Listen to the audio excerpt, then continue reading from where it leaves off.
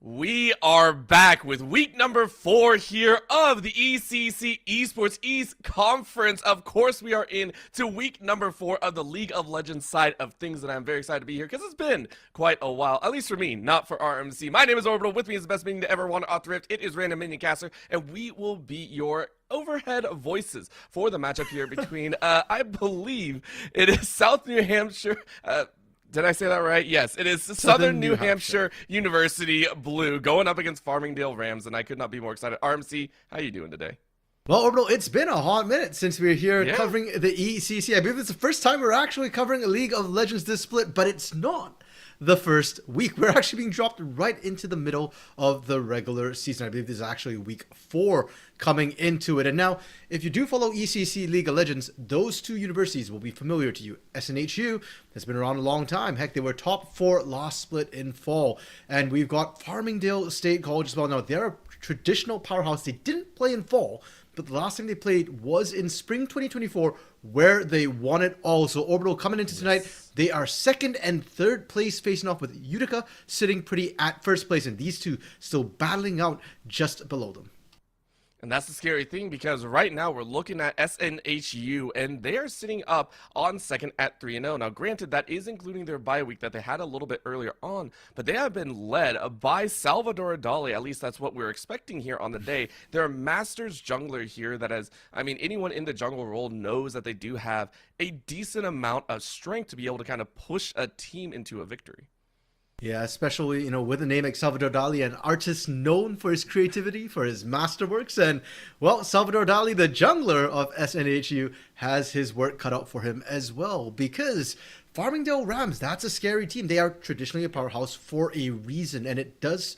They have, I think, a 7-man roster they've been rotating around, but tonight they have all their diamond players on the Rift Orbital. So potentially one of their stronger rosters that they're bringing on. It's Froggy in the mid lane, out to lunch in the bot lane, along with Paul. All of them diamond players, and Salvador Dali will kind of have to balance that out. It's a bit of a hard decision to make. Do we try and gank those strong lanes, or do we play to the weaker lanes, try and get themselves ahead, and then try and carry from the jungle position?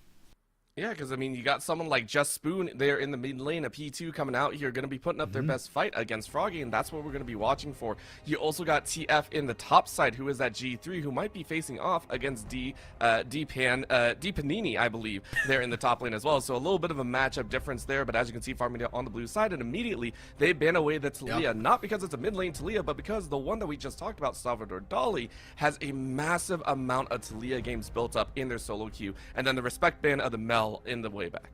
Yeah, and to me that's a bit of a mixed bag as well, because while Taliyah is his most played champion, it's not the biggest carry champion that Salvador Dali plays. So I'm curious to see if they ban out things like the Kindred, like the Viego, that certainly can carry the game. For now though, a Seraphine targeted at Ophius in the bot lane. She's a really strong Enchanter player, and a lot of times Enchanters can dominate and control the pace of the lane. If you're going to be banning the likes of the Seraphine, I wouldn't be surprised if we see something like a Karma ban, or potentially a Zyra ban, another champion that she plays a lot of.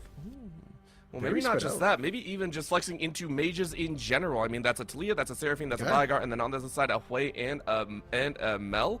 Go ahead, ban away the Victor. Screw it. Just go ahead, get 6 mages off the table, and a lot of AP damage hitters are actually gone. But no, they actually draft into a Pyke, which is quite interesting in its own right. I think SNHU Blue saying, hey, we don't want to give Paul that opportunity to snap up the Enchanters in the bottom lane, which I agree with, but this leaves a lot of power picks, which does leave the likes of a Corki available, and that is going to go ahead and get locked in. Yeah, and we are on patch 25.05, like the sort of first stand patch where we're looking at the second whatever the length of names are at this point. I don't know. Yeah, and they've kind of removed a lot of the power picks, so a lot of things are potentially open. I still feel like Varus is a really strong pick. Corki is still something that has a lot of strength. Ezreal, another champion if we're looking at meta, but SNHU aren't looking at meta than early Garen, hover, and lock in. Yes. So that to me is really interesting, because I don't think of TF as a Simpson as a Garen player. I think that's actually D Panini's sort of special pick. So it's almost a shadow ban to take away from the side of Farmingdale. RMC finally using the terms that I have so lovingly crafted over the course of our casting career, but it is a Shadow Ban in there, and that's why you go ahead and see the other side of the Kingdoms war it out. You see the Nautilus picked up for Paul, another great engaged champion, but the Darius, this is going to be a very dangerous top lane, and when D Panini is saying, hey, my Garen is taken away, well, I know what to play against into one of my mains. At least that's what I'm hoping for right now, because that is one of the larger rank disparities that we see up there. That is a Jhin locked in with the Nami, and I'm not going to lie, that is something that I understand, but still, it leaves a little bit wanting when you see that duo in the bottom lane. Well, it's not a bad laning duo by any means. The CC that you can apply certainly sets up a lot, and you have quite a lot of range to play towards. Nami has a lot of disengage to keep Jhin safe, but I do think this pickup for Shobi Colt in the bot lane is more of a team pickup. It's a champion he's very comfortable on, and it brings a lot of utility to the table. We talked a lot about Salvador Dali being a major carry. Well, that leaves your bot lane the option to go more utility, things like Jhin, like Ashe, to be the engage, to allow the damage to come out from the jungle role instead. 100%. And now we look at maybe a little bit more of that jungle positioning. The Diana banned away against Salvador Dali, another champion that they've used to accelerate the pace of a game. But the Gwen sent over into Chubb Master, which is interesting to say because I haven't seen a Gwen jungle in a while. But if it does work out in the future, hey, maybe it works. I don't know. Hey, listen, don't take the words out of my mouth and use them in any other cover there. We'll see what this last ban is here. It is going to be an Akshan sent into the mid lane. Yeah, I do believe Froggy's been playing a little bit of Akshan in solo queue, maybe a bit of a pocket pick. They're removing the Gwen. I want to highlight Chubb Master's name too, because I'm pretty sure that's a name change and it was T1 Fate prior to that. I think I like the old name better, but Chubb Master 2 it is for tonight. For the side of Farmingdale, again, another sort of mage is being taken away. They're really targeting the AP role, and I'm not quite sure why. I mean, Jespoon has other options he can still go to. Things like a Swain, potentially. I mean, Corki is pretty low range as well. Darius is going to want to play into you. But instead, the Karthus, and I'm going to assume this is a jungle Karthus for now. Very fast clear, great scaling, potential late game carry as well.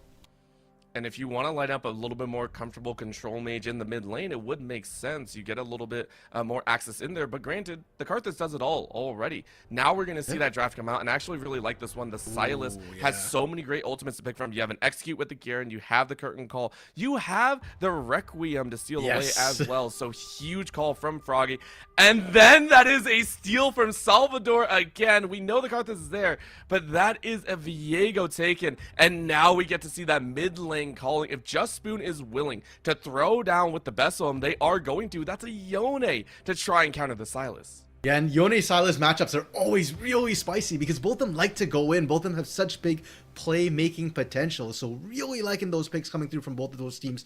But overall, I want to go back a little bit in terms of what we're looking at for the side of Farmingdale Rams. The final pick to come through, the Viego. Now, at that point of the picks, it's not really a takeaway from Salvador Dali because we already assumed the Karthus was going to the jungle.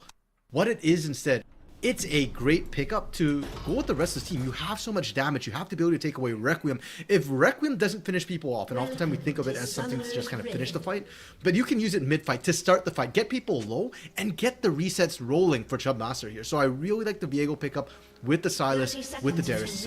Well, listen, when you got the soul-stealing duo in the Silas and in the Viego, you know things are going to get silly. But the problem is Chubb Master needs to steal away a buy because they kind of forgot to buy when they left base there. But I do love the fact that we are getting this little mix in this game, and not only that, aggressiveness as we actually see a swap up. Jespoon actually taking that Garen into the mid lane against the Silas, and now the Yone into the Darius. Now I don't know if this is going to be a lane swap situation, but so far it looks like SNHU Blue are going to keep those lane assignments.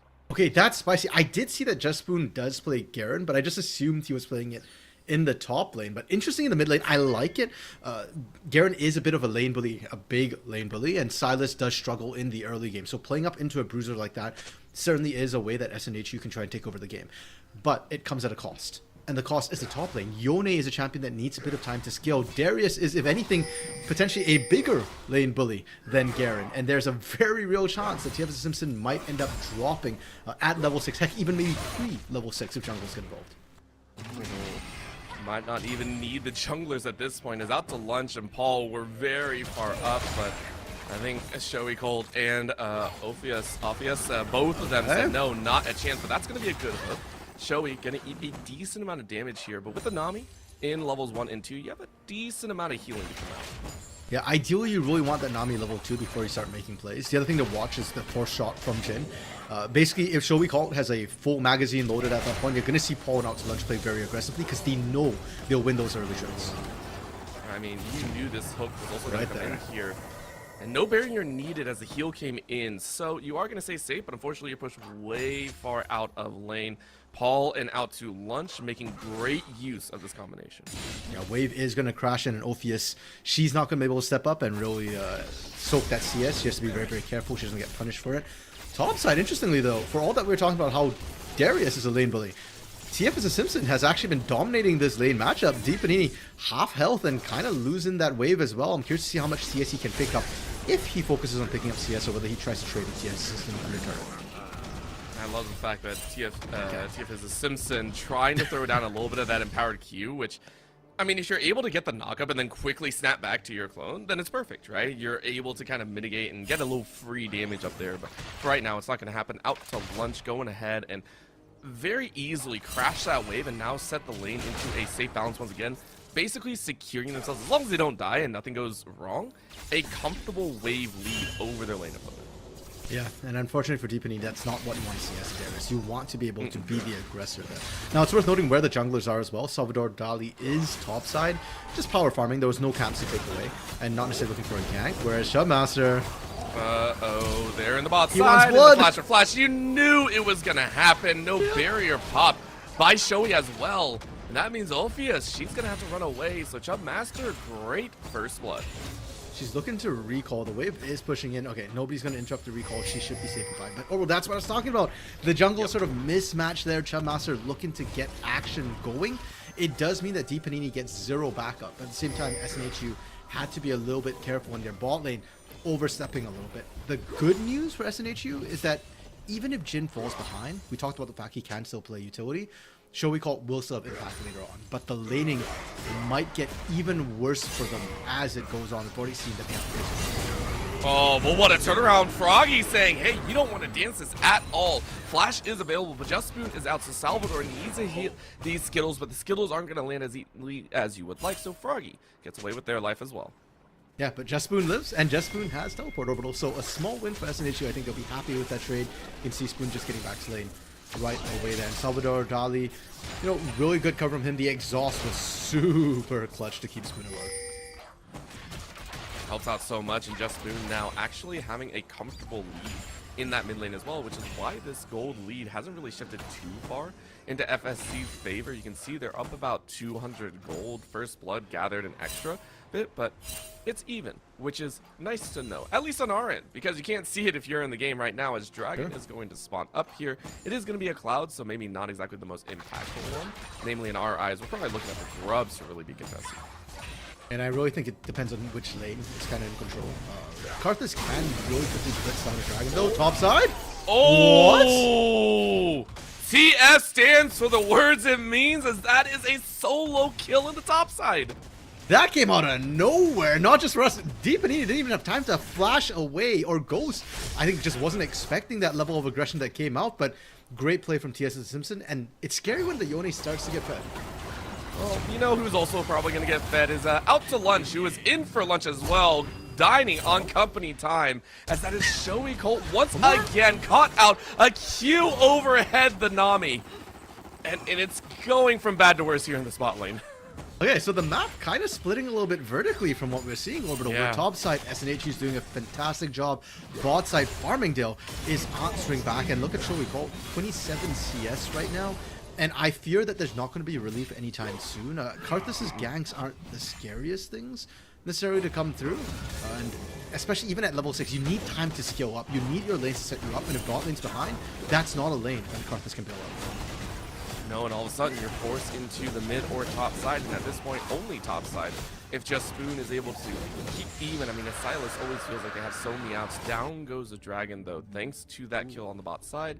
Meaning now we got to take a look at what Deepanini is going to look for. Now, one grub has been taken away. Salvador Dali was able to kind of steal that one away, so FSC aren't going to be relying on those grubs. that easily, but I am curious how it's going to play out for the rest of the early game. Yeah, it was a good response, I think, from Salvador Dali, recognizing we lost our bot side, we lost the dragon. But Chubmaster still in the area and was actually looking to steal away the blue buff because of the recall from out to lunch. They're not going to continue staying in that area. I almost feel like it's a lost opportunity for Farmingdale with how far ahead out to lunch and Paul were. If you could force a 3v3, I do think that you'd be able to win that round. In that same vein, we are seeing Chubmaster say, okay, I'm done on the bot side. I'm going to take the last 2 grubs. And if we can gather the last 3 that do come up, that is a 5 grub push that can quickly accelerate the pace of this game as well. Paul even coming up for a little bit of backup. Looks like everyone is fairly happy, at least on the FSC side, with what they have gathered so far. Gold is very even in between states, but overall FSC coming away with a decent chunk of the neutral camps. Uh-oh, Paul. Uh-oh. Don't say too long, because Salvador, like, really does want this. Okay, you're gonna be fine. Yeah, unfortunately for Salvador, he might want the smoke, but he can't quite find He's got nothing to, like, start the smoke. Yeah. Like, he's a cardless, like we talked about it. He needs people to set him up, and right there, unfortunately, just Spoon doesn't have any CC. That's a guarantee. He'll run at you. Oh but that's my about gosh. It. Oh. What is happening on this top lane? Deepanini is already down to like 25%, and Tia Simpson knows that someone is coming to gank him right now, so they're trying to go for the kill underneath great the tower. play! Huge shield coming out though, so it is going to be a 1-for-1, and you know what? For Deepanini, that's a dub. Yeah, take that, and really good flash from Deepanini as well. Just in time to dodge out the end of it. Yes, he ends up going down, but still able to trade 1-for-1. The unfortunate part was Chubmaster didn't get the assist, but you take what you can get. Salvador Dali gets found solo. In enemy territory, no less, meaning there is 0 backup here. Froggy actually going to run away, give the kill over to their teammate to really solidify this lead on the bottom lane. Now out to lunch 2-0-1.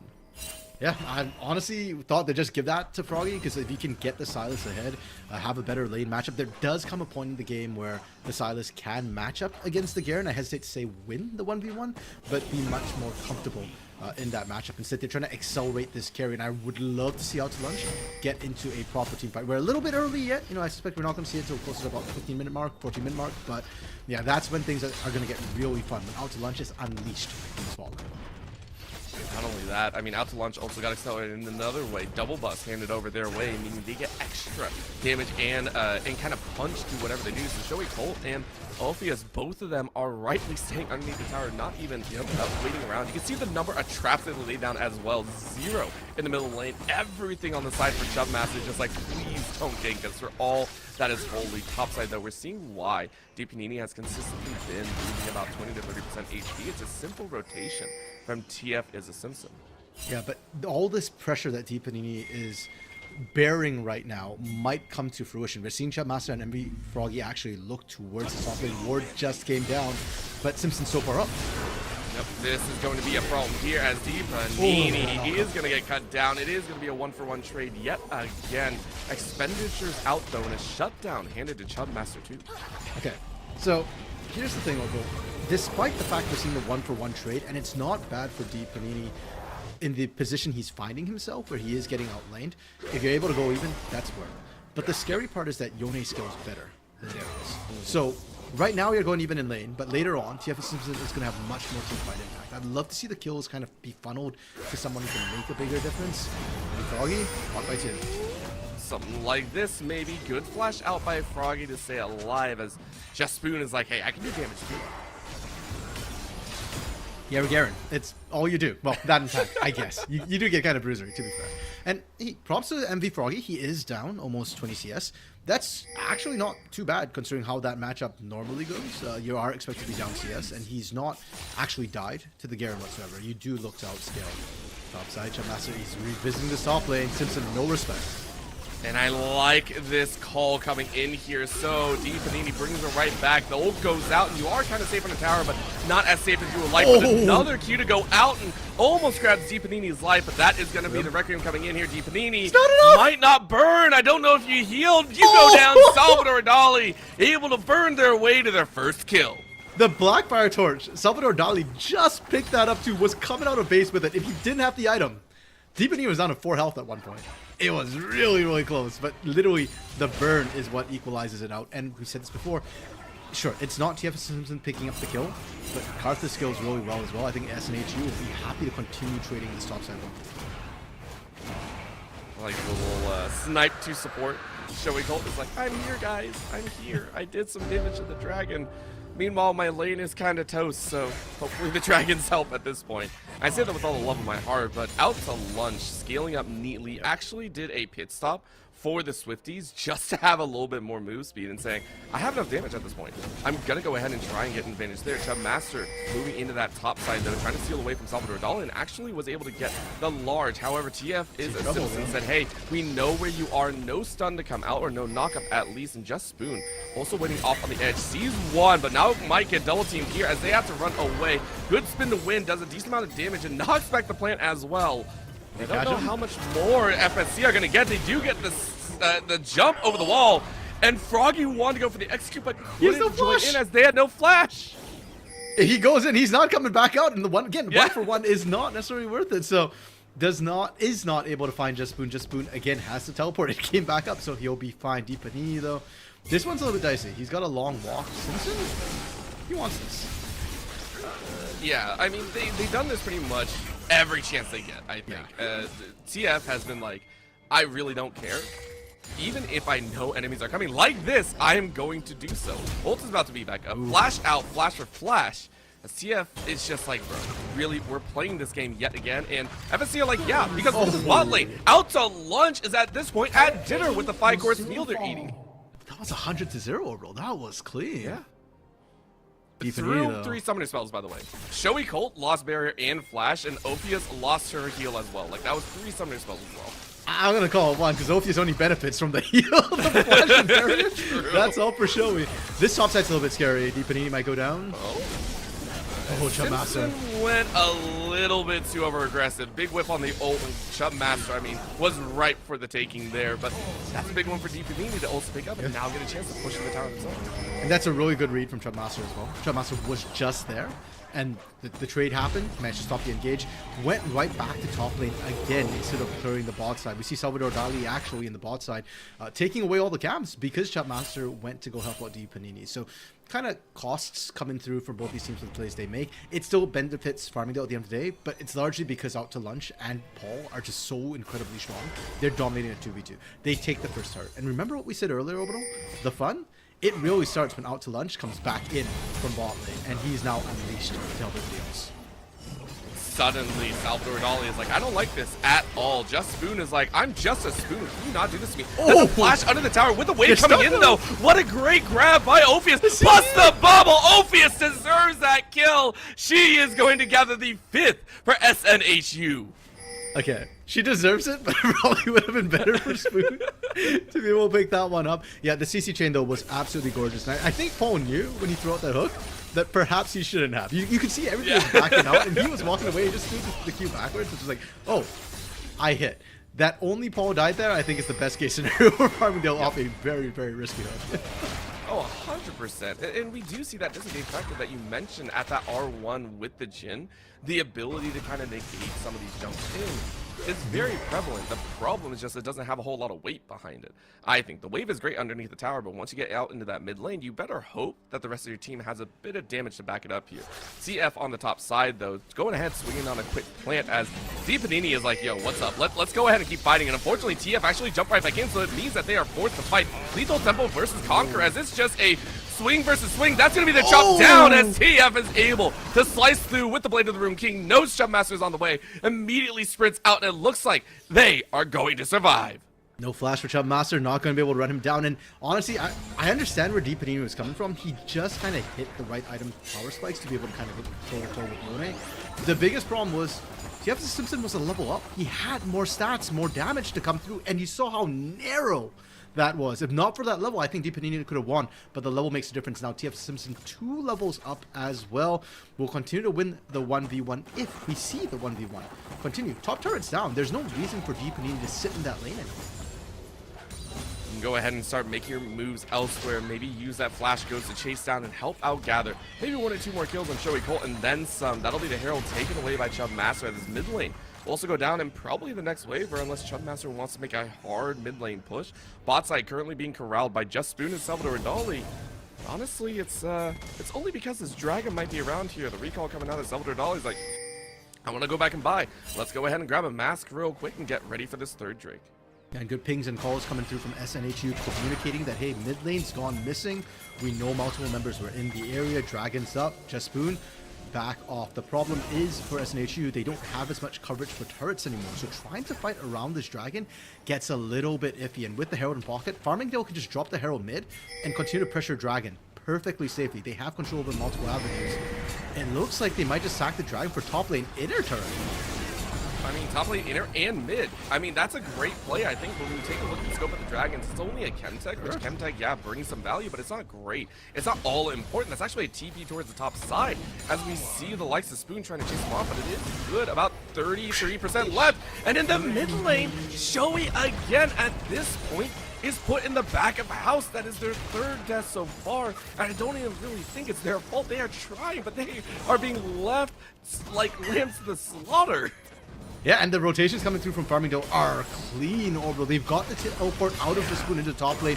Guess what? Deep Panini's still up there, and guess what? Just Spoon isn't. Just Spoon had to rotate into the mid lane. They lose mid to the Herald. They lose top to the continued pressure of Deep Panini, and the rotation from mid to bot completely unopposed. They get all three inner turrets on one quick push. Oh, no. Well, here we go. 1v1s is all we want to see, though. TF is like, I don't care. You took my base. I'm going to try and take your life out, though. Plus the ghost. Over the wall you go. And now comes the Requiem. Poor D Panini. You ain't running away from this. And Salvador Dali, we can't even show that because the Requiem is just that powerful. Great little hit there. You go ahead and finish it off. But it is a very small consolation prize with how much FSC has taken so far. Yeah, but that's such a feels bad moment for D Panini. He does so well to like survive the engage, flash over a wall, get away from a hypermobile Yone, and then Carthus press R, zero counterplay. We love it and hate it all at the same time. We love it when it's on our side. We hate it whenever it's on the other side. And, you know, we take that for what we will. Honestly, Salvador Dali, though, doesn't actually have as much damage as you would expect just yet. I think you're still stacking up those,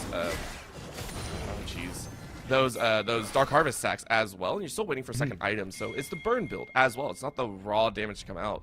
I'm very curious to see if it will stack up in time, though, to counter FSC, as we are seeing a little bit of a mid lane chase here. Shoei Colt is fairly out of line. That's a flash into a launch depth charge and then some double bubble though. Able to keep Shoei alive, and that means you flash over the wall. Ophius yet again with a beautiful save for a teammate. But yet Shoei Cold is about to get caught out. What a heal. Now a jump in. Just Spoon trying to do some work. Unfortunately, out to lunch is just too dang strong. Curtain Call is gonna do a little bit of work. Firing back. Just Spoon trying to chase out, but out to lunch is just like, yo, what's up? That is 4-1, as that is FSC to chase through the mid lane and take the fight themselves. And D Panini with the flank to clean up. Only TFS Simpson left alive, trying to take the top outer turret. Will succeed, but that's the first turret of the game for SNHU. They've tried so hard, and now Atakan has spawned. TFS Simpson is caught out right now. The backup's going to be coming soon enough.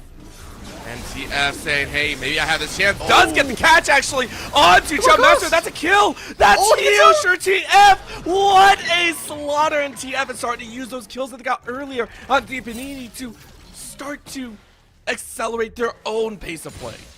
I don't know. I feel like this is comedy. This ain't The Simpsons. It's closer to King on the Hill, man. Yeah, the Simpson got out. The So Unbound actually saved him, and because he found Chub Master as well.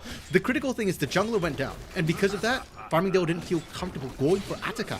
If Chub Master was still alive, even if he's low, they can reset that much faster, and that pick, I think, was more impactful, more important than the turret he actually ended up taking.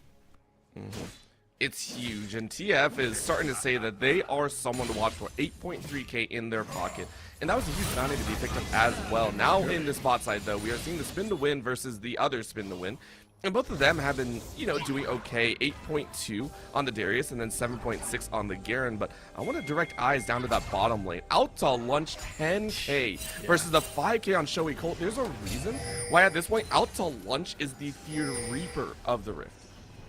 Yeah, and we saw that in the last fight too. The initial catch out, I think, actually would have been better if Shoei Colt just got picked. It would only have been Shoei Colt falling down. But because SNHU were so fast to respond, which is normally a good thing, they ended up walking right into out to lunch, and that was when they got cleaned up. Lost 4 members on that bot side. I think SNHU, the one person they actually really need to track is this Corki.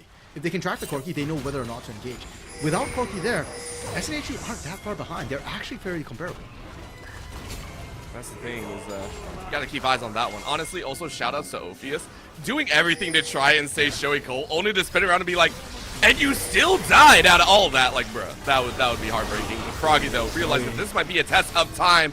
Both fates being unleashed there a little bit. The seal is pretty much undone. Kurt called far away though. This one is well and expected. Shots ring out, only landing on full HP targets though. As this is going to be Just Boon trying to chase down Paul, and Paul might be the only recipient of death. Huge jump in as Just Boon lands the blade, and now you actually turn onto this Otacon, which might be the big turnaround. It's dancing on the edge of the barrier, which means that that anger, that rage mechanic might be taken low, but this is going to be the final way. You do pick it up. Salvador Dali is able to grab it, and now you might be able to turn it around. Chub Master running away as quickly as possible, but out to lunch might be in a really rough spot, as that's going to be a cut down. Shoei Cole might be able to pick one up. Shot brings out, and that's a shutdown and a half. Huge pickup for Shoei Cole. However, Chub Master turning it around, trying to jump back out with that ultimate, but in comes Requiem, and you know what amount of damage did he go too far? Chub Master doesn't get tagged though, so you might be able to survive. Against the wall you go, as that's Froggy to help pick up the extra kill, and just like that, SNHU lose a few and win a few. Okay, they do secure the Otacon, and I love what Ophius is doing right now. She's picking up all the blood roses, but she overstayed. Get the last one! Get the last one! Get the last one! Oh, no. Okay, you know, when all said and done, yeah, it kind of bad for SNHU around the Otacon when they kind of got the objective and then overextended on the fight, but it's still a net win for them in terms of what they picked up. The Otacon buff is permanent. This is Ruinous Otacon, which is nice. It gives you extra XP when you take down your opponents. They gave you a whole bunch of blood roses as well, which gives more stacks. Unfortunately, it was Ophius who picked that one up, so we'll have to see how useful that one is. Froggy dancing around. I mean, at this point, I think you're just Thelma and Louising it right now, because Froggy is just like, yeah, I'm probably going to die here. However, that's actually huge. This is a 1-for-1. You still give a dragon, so it's a 2-for-2 dragon trade-off. But honestly, that's a big kill for Salvador, as you were just calling out. Extra XP to hit that level 16. Yeah, and extra gold as well for Salvador, and I think that's been the critical bottleneck for this card. This is why we haven't seen Salvador pop off that much. Farmingdale are able to answer back, though, both the Otacon as well as the kill on the top side for the Otacon. Deep Panini sat in the bot lane, got the inhibitor turret, though not the inhibitor. Lost his life for it, but hey, turrets are permanent. Life is not. And Chub Master able to pick up the dragon as well, so it's 2-2 for dragons right now to answer back that kill onto MP Froggy. And with that, all objectives are off the board. Baron will be sporting shortly, but both teams will be up and available to fight over the Baron. I'd just like to point out, please do not take what RMC says into IRL. That is only for league specific. That back to our regularly scheduled Wait. What did I say that was not true in IRL? Life is temporary, but we're dying as soon as we're born. There is no respawn mechanic IRL. That's all I'm saying right now. I didn't say there was a respawn mechanic. All right. Listen, we're right back into this right now. This is gonna be a test. But I do agree. The tower's going down gives such a lead that now we get to see one of the larger gold leads of this game. We are sitting at 3.0, about 3.1 for FSC. Now they are going to be swinging around, plus on top of that, the upgraded boost. However, Deep Panini is not going to be the recipient, as they are 3-7-2, burns the Ghost to stay alive. No one else around. That means they got to find on the bot side, though, as TF is now in a 1v3, something that they have not tried to do before. Froggy is going to eat a decent amount of damage, but not go down. I want to highlight that Froggy almost went down in a 3-man gank onto this Yone. TF's Simpson is getting kind of scary. And hey, props to Deep Panini. We've seen him go down multiple times, 7 times to be exact this game. But almost every single time, TF Simpson was involved somehow. Without TF Simpson there, he actually survived the 2v1 gank flawlessly. An easy goes burnt and just bought time. Salvador Dali had to disengage to get the Requiem off. One of the things that you mentioned all the way back at I think about minute 6 or 7, once we start to see out to lunch start to roll these kills, is we're seeing a very harsh split of where the strengths lie for both these teams, and it's one of the, well, I think one of the fun things to actually see that expanded upon once we reach that mid game. Once you see the teams actually roll out, sometimes you see one side of that that imbalance actually keel over a little bit. Once you see like something like a very fed ADC start to roll over the top lane or anything. We still have yet to truly see TF and Out to Lunch actually face off in a full. Like you mentioned it before, the team fights, we haven't actually seen it. So this imbalance has actually stayed there for a majority share of this game, whether by SNHU actively trying to push for that, or FSC doing the same and saying, we don't want Out to Lunch to lose their life in a random TF fight.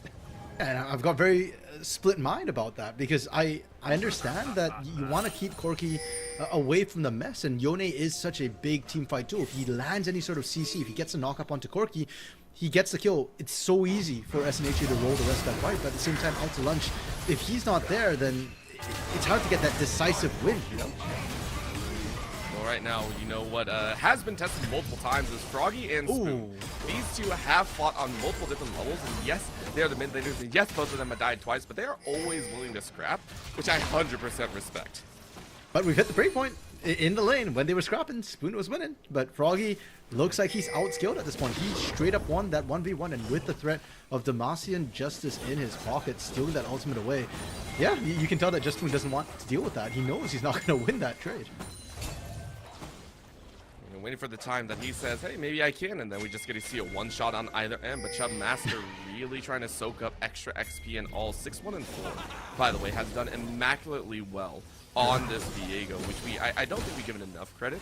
I think has been very active in the lanings since the early game and has been always present on the map. I mean, you know, highest KP for the rest of the team, so you gotta give credit where credit is due, but Chubmaster has quietly still been amassing 3 items, full boots, ready to go for their 4th if they're allowed to. Yeah, and props to Master as well. Those aren't kill steals or kill secures that he's picking up. We were talking about how like Viego can be a huge reset machine, and the team sets up for him to start just popping off and getting those resets. Hasn't been the case. Chub Master's been actually very aggressive and making action happen on his own as well. We've not got to see the reset machine because SNHU has focused him, because out to lunch has not always been present, or usually comes in at the end, which I'm not saying it's the wrong call. It's the right move to make when you're the big carry and you're kind of squishy, but also just goes to show that Viego's doing a lot of work so far. Oh, 100%, and that's why both these mountains of work that they have put in, the hard work that FSC has put in, is now coalescing around this dragon, which even SNHU Blue are saying maybe we don't really want to contest it. It is only going to be third Drake for either side, but this is going to be that first test, and neither team really wants to work with it. They are going to send Simpson a little bit further forward, but Dragon has already been started. There's no vision for the side of SNHU. They hit the blue and clear, but a little bit sideways, so they don't get the full vision, and instead, Dragon is just going to be gone. It's already spotted away, and now Simpson is going to try and chase through. That's going to be Fate Sealed on 2, and now Yadian's back. Wave is going to crash over 2, and they snipe down Deepanini, but that's only 1. Now they get some more. Execution comes out, and they find it shut down over to Salvador Dali, as they will also look to win their life. And are you kidding me? SNHU Blue, with their full weight of their comp, take the ace and only lose Spoon.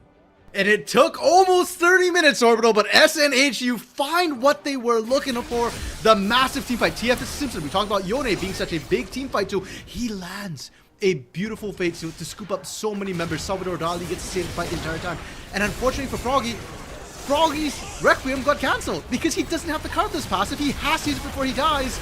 But if he does use it, he's channeling, he's sitting there, and he's just a free kill. And with that, SNHU not only tie up the gold, not only tie up the kills, they are going to get Baron to boot with a permanent Atacon buff on them, and they will be able to push in, get some of these turrets, some of these freestanding goals. I will say it another time because I didn't give a lot of grace over to the Nami Ward. Great way by Ophius as well. Like, that was across 3 or 4. Huge shout out. The entirety of SNHU came together in a beautiful symphony. And I think FSC, they can be consoled from the fact that they are on Soul Point right now, which means that the next Dragon fight, it can't just be SNHU kind of storming in there after the Dragon's taken. It has to be a fight taken before the Dragon falls, and that's me with the play maker. Froggy, though, a little bit upset that things went awry, as they do have 3 items in. Haven't bought tier 2 boots right now. I want to see them still be able to fight out. They have the Ignite, they have a lot of 1v1 capabilities, and maybe they can find someone before a big objective comes up. But granted, the next big objective is probably FSC's own towers. Yeah, and for Farmingdale as well, one thing to notice, look at the summoners that were burnt in the last fight. They burnt a Flash from Out to Lunch and an Ignite from Paul, and I'm not even going to count the Ignite from Paul. So that meant a lot of the mobility spells, the positioning spells, weren't used. Farmingdale went head in to SNHU, and I think that was their mistake. With the Viego, with the Silas, they want to be looking for flanks. They want to find that squishy backline. They want to make SNHU have to make a choice. TFS Simpson can only fight on one front at a time. Salvador Dali is not very fast at switching which side, whether he's going forward or backwards. If you threaten them on multiple positions, SNHU will have to make some really tough choices really quickly. And with all those mobility spells up and available, Farmingdale has that option. They do, however, actually have to get in the flank position, and right now they're not. They're still in a front to back against a better front to back. Honestly, this works out very, very well for SNHU. As we saw before, they love to play front to back, and not just that. Shoei Cole was also able to pick up a kill or two in that back pocket. They are now 3 items deep, and are going to be outputting a decent amount of damage. Now level 15, breaking on to 16. The Jhin that we have watched is hammered down for about 25 minutes of the game is actually a viable damage source. Maybe not as high as TF as a Simpson or Salvador Dali, but enough to cause a little bit of concern if you eat 1 or 2 of those shots. Mid lane push could be dangerous, and there's curtain call, as we just said, trying to check where Chub Master is, and it looks like it is going to be just Paul eating up most of the shots. And just with that one siege minion, burned up siege minion, it's doing work. It's taking these surge down. Paul eating more and more poke. And I'm just looking at D Panini, MV Froggy on the side lanes. How long are we going to sit out there? Is bot lane outer turret worth defending? I want to see that collapse come in sooner rather than later. Collapse comes in, but it's a little bit too late as Paul gets caught. There's no way out for the poor Nautilus. That will be a death, and now a possible break into the inhibitor tower as well. D Panini hasn't even touched that recall button yet. In comes Requiem, but it's on full HP targets. Yes, there's a little bit of AP, but honestly, they're still fairly healthy. Simpson says, I want to fight, and yes, I want to do the dance, but unfortunately, the dance brings it right back. In comes the Requiem in response. That's the 4th shot. Shoei Cole getting revenge. It doesn't matter if they died. That is a statement and a half. No, bro, but all this was happening. This was a 4v5. D Panini was split pushing like he has all game long. In a repeat of what we saw around Baron, he's able to get the inhibitor turret, but not the inhibitor. So Farmingdale still kind of keeping things fairly even. Yes, their mid lane inhibitor turret was down, but they didn't lose much in the side lanes whatsoever. So game is still balanced on a nice edge right now, bro. It still comes down to the next big team fight. Heck, I'm not even sure one team fight can end the game. No, but you know what will end this one? It will be a catch on the jungler. Chub Master unfortunately baited out by the Scuttle. And of course, that won't be sold by any stretch of the imagination, but it's pretty dang close as that puts the possible 6th dragon into the pockets of SNHU. So, you see, here's why I'm not sure that one more team fight ends the game. Chub Master goes down. And then what? SNHU are not comfortable overextending and pushing in. They don't have the vision set up necessarily in the mid lane. The wave wasn't in the right position, and it would be a 4v5 situation. Dragon's up, as you pointed out. It's only 3rd Drake for SNHU. There's no threat of the soul. And heck, Chemtech Soul is not the scariest soul to have to deal with. I don't think it's a game-winning soul necessarily. Yeah, we're really just clearing it for the Elder, which is going to be another 5 minutes. Oh, Jesus. You know what is scary is D Panini very pissed off that his like split pushing tactics have not been answered properly. Don't send the squishy, send the meat, and TF is the Simpson said, I'll send you that one. That is going to be the brutality as TF gives kind regards to the Darius. Hey, for Farmingdale, 1-for-1 trade, you take that. It slows the game down a little bit. And skilling for both of these teams, Orbital, something we hadn't discussed, but we need to talk about now, because we're approaching the 35-minute mark. SNHU, Yone and Karthus skill incredibly well. We've seen that come through. That's one of the big reasons why SNHU, around that 30-minute mark, really flipped the script onto Farmingdale. Shoei Cole is skilling up as well. Normally, we don't think of Jhin as a skiller, but there's not a lot of talents inside of Farmingdale. Oh my god, do it to him. Do the Garen. Do the Garen move. Do the Garen move as much as possible. Oh, Froggy did it first! Froggy did it first! I don't know why Spoon was waiting, but the Requiem makes it even. Still though, Froggy got the true win in the 1v1. That was amazing. T.S. Simpson now having to duck and dodge, and unfortunately, he can't dodge a hook like that. Ooh. That is death beyond the weights, and now we're seeing pick upon pick upon pick. Chaos right over when there's nothing to be fighting over. The Baron hasn't spawned just yet. The kills in the bot lane weren't happening around a turret. Teams are just getting kind of hypey, but that top lane pick might matter. Because TF Simpson, 40-second death timer, Baron spawning in 10, and keep in mind, a lot of these teamfights have been won off of Yone scooping up multiple members, finding the back line. Without TF Simpson, SNHU don't have that threat to the back line quite as much. Salvador Dali can't just walk in through the front. There's way too much damage from this Karthus to actually get through. That is actually very, very true. However, they have warded out a majority share FSC saying, okay, just like you mentioned, TF is in here, so we're going to ward them out. Wards on both ends, though, as that's going to be a PvP just to keep in mind. It's going to be be a dangerous throw there. If Salvador Dali wants to risk the stacks on the bullet, he can, but that is FSC getting a lot of respect over. Here comes Curtain Call just trying to find some low HP targets, and maybe you can find it back. Paul, I don't think you really wanted that one. You draw yourself into a fight, and you get executed. Just Spoon swings hard on the tin can, and the metal is crushed. And I'm not sure if Farmingdale needed to do that. And who they sent to, Deep Panini and Chubmaster didn't have enough damage to really take on Baron. If they wanted to pressure like that, they needed out to lunch there. Instead, it looked like they were trying to bait SNHU in, but they didn't pull the trigger. And now they're down, they're primary engaged. A lot of members are not in the area. MV Froggy is really the only one there. They have full vision, by the way, of out to lunch in the mid lane. So SNHU's not even worried about a potential steal or a fight. And they just get that Baron for free. Out to lunch can't even walk the wave into the mid lane inhibitor turret whatsoever. So yeah, SNHU, just I guess thank you for everything. I give a lot of credit to SNHU and their shot caller. I mean, Salvador Dali, we mentioned, has the highest rank and everything like that on the team. But you can almost feel, if this is their shot caller, the execution level of when do we push, when do we fall back, when do we make a lot of these plays. Whenever the call is made, you can see them all act in tandem, which I really respect. Right now, Froggy now having to run away, but this might be the catch here. But Skittle lands. Froggy is going to be floated. There's no way out. You have to flash over the wall. Paul trying to disengage with Depth Charge, but Froggy is annihilated with 2 Skittles, by the way. 2 Skittles, empowered Skittles by Ophius. And they're immediately out. Requiem, the pseudo Requiem, is going to do a decent amount of damage, but not enough to scare off SNHU from pushing the bottom. You know, and with the amount of sustain, like Ophius is going to be able to heal that back up. Just Spoon's going to be able to heal that back up. Jeff Simpson has lifesteal as well. You can see it did next to nothing. Only Show We Call it still showing any damage from that, and he doesn't care. He's got so much range on the Shin. And honestly, I like the fact that SNHU are doing this because taking Wood Dragon will be up soon, but Chubmaster actually taking a page out of the Deep Panini's book right now, being a little bit of an annoying blunt, but TF is now back to help out. Being huge, just trying to force him off. Froggy is spotted though, and Froggy can't step up either. So this is going to be a whiff force shot, but a 1v1 aspect, and unfortunately, if Chubb gets caught, that's a whole different story. You can see the pings going down, Chubb running for their life, and they are going to go to the top side of the map as SNHU go ahead and converge here on the bottom side. Now, speaking of Chubb taking a page out of Deep Panini's book, there's another book on this rift right now, which is also just missing 1 page. Salvador Dali, from a very quiet early game, has now amassed 24 out of 25 Medjai stacks.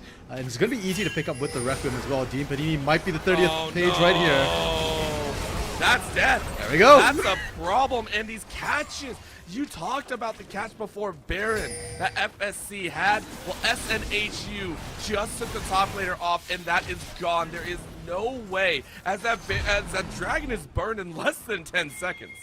Yeah, they're making it look so easy as well. The amount of tools SNHU has and the amount of non-committal tools is massive. The Deadly Flourish from Show We Call, with the amount of members nearby who can make it a root instead of just a slow. Salvador Dali's Wall of Pain can be used as a catch or as a tool to partition the fight and make sure nobody can follow up. And none of it costs them anything. Cost right now is just free walking. Like, SNHU are basically taking a cakewalk around the base. They take the mid inhibitor. Now they can look at top side or bot side, which, as you rightly mentioned before, I want to point that out as well. The tower they took on the bot side at 38 minutes was not the inner tower. It looked like it, but it wasn't. It was the outer tower. That tower had stayed alive for so long, just highlighting the links that out to lunch and Paul won that laning phase. And yet we are seeing it all slowly crumble in their eyes with 3 minutes left before Baron comes up. SNHU are filling out their inventories. 25 stacks on the Medjai. Rabadons, Leandri, Void Staff, Blackfire Torch. At this point, you just gotta sell the boots.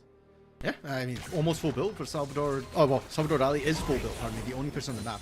But here's the thing, bro. That actually puts SNHU on a timer, weirdly enough. Because they're so far ahead, but because we're looking at 6 items. Farmingdale aren't that far behind, and once you hit that 6 item mark, a lot of this gold, the kill score, things like that don't matter as much. It just comes down to executing that one major team fight. And yes, SNHU has done a fantastic job so far. They've been the one finding picks, they've been the one finding the right fights. But if it goes to another 5 minutes, another 10 minutes, at that point, you're kind of going on a coin flip. And sure, you might win 70% of the fights you pick, but realistically, it's one side wins at the other. And as far as I'm concerned, that looks like a 50-50 to me. this point, we gotta go start counting Gathering Storms, right? Like, who's got Gathering Storm? Who's got it? Come on, give us the numbers, give us the stats. I'm guessing just Only one person can have it. What? Or only 2 people can have it. Gathering Storm, that's in the sorcery tree, so only Spoon and Ophius can get it. Well, you can have it in secondary, right? Sure. Yeah, I was about to say, don't diss my Gathering Storm like that. You can have it in the secondary, but Chubmaster might not have their life. Holy crap. That was 2 Skittles again as Chubmaster starting to feel the way. They have Wit's End, by the way. I took a look at the inventory. That is a Wit's End in the pocket, and Chubmaster is still getting eaten up for breakfast. Well, Chubmaster's not a tag. We said this before. This is why Showy Cult is pseudo-skilling in this game, because there's no real tags. At best, Deep Panini and Paul. To be fair, Paul is getting enough gold. He's actually got his own known pocket, so he could try and tank some of the stuff from Showy Cult, but it's not going to help him against Salvador Dali. And the split damage threats that are coming through from SNHU, they're getting so much value from itemization. Out to lunch, stepping up here. Paul also trying to run interference, and Paul honestly has been trying to do their best at being that bulwark, at being that front line for their ADC. But at level 14, you're not going to be able to do that much. That tower is gone. Mid lane now being shoved up. Take a look. This might be a split base race, depending on how they call. And actually, no, it's a call up by SNHU as they say, no, we can't take this chance. Just Boone actually meeting up with Chubmaster again, and that just might be an annihilation. Huge shield to come out here, thanks to some of the itemization with the Immortal Shield Bow, but it's not going to work. Just Boone flashing away from the chains, and it looks like you've held off your best. However, no recalls came through as SNHU had actually opted to run. Because of that jungler take, though, FSC lose out on a chance at another Baron. Yeah, and for SNHU as well, they don't even have to go all the way back there, right? They could just leave Just Spoon there to kind of hold that. They've actually called Just Spoon away. Okay, this one's a little bit risky. I expect to see the inhibitor go down from MV Froggy, and Farmingdale need to hold them at this Baron as long as possible. Baron will melt. 4-second recall timers, out to lunch, playing with his life right now. Okay, so this is going to be the call. Are you actually going to send Froggy to also get the other inhibitor? No, you're just going to push it out. And I mean, this is a dangerous call. You're actually pushing it. Now the recall's going to so Froggy has to run. You are going to be safe. GA has actually been picked up as well. By the way, going in there. For Showy Colt. Yeah, this is going to be you're okay. So, for right now, inhibitor traded out. One in the mid lane, one on the bot side. But the bot side one for FSC will hold steady as SNHU will have to contend with a respawning inhibitor here in about 2 minutes. Well, for SNHU, they can afford to just push in the bot lane, even though they lost an inhibitor. So they should be defensively fine. They've got the Baron with them as well. They've got the better push. Farmingdale they're just not wanting a team fight whatsoever. I think the last team fight they lost, the big one, I think it was around Dragon, where TFS and Simpson just scooped up the team, has made them so gun-shy. But I'm looking at their composition. They're not necessarily winning out the split push right now. They don't have a good answer to the Yone. And with the Karthus, any sort of split push gets kind of dicey. And SNHU, they're happy to group up with the Baron. Almost like Farmingdale don't have a choice. If they continue to split like that, they won't be able to win the split push against SNHU's Baron. No, not at all. And right now, Just Spoon is getting chased down by 2, which Buy is so much time. Going to see as SNHU are just pushing down the bot side. Take a look at this. This Spoon is like, yo, what's up? And take a look to Unity. Actually went back. Okay. That was a 1v1 that Froggy did not want. And because of that kill, it allows the likes of TF to get a double knockout. And then a finisher, Salvador Dali in with the Wasteland Wave to come out for funsies as it crashes into the base. There is nowhere for Deep Panini to go, as that's an ace across the map. SNHU go from 0 to heroes in 45 minutes in game 1 of our series here tonight. What a game to kick things off Orbital between SNHU and Farmingdale Rams.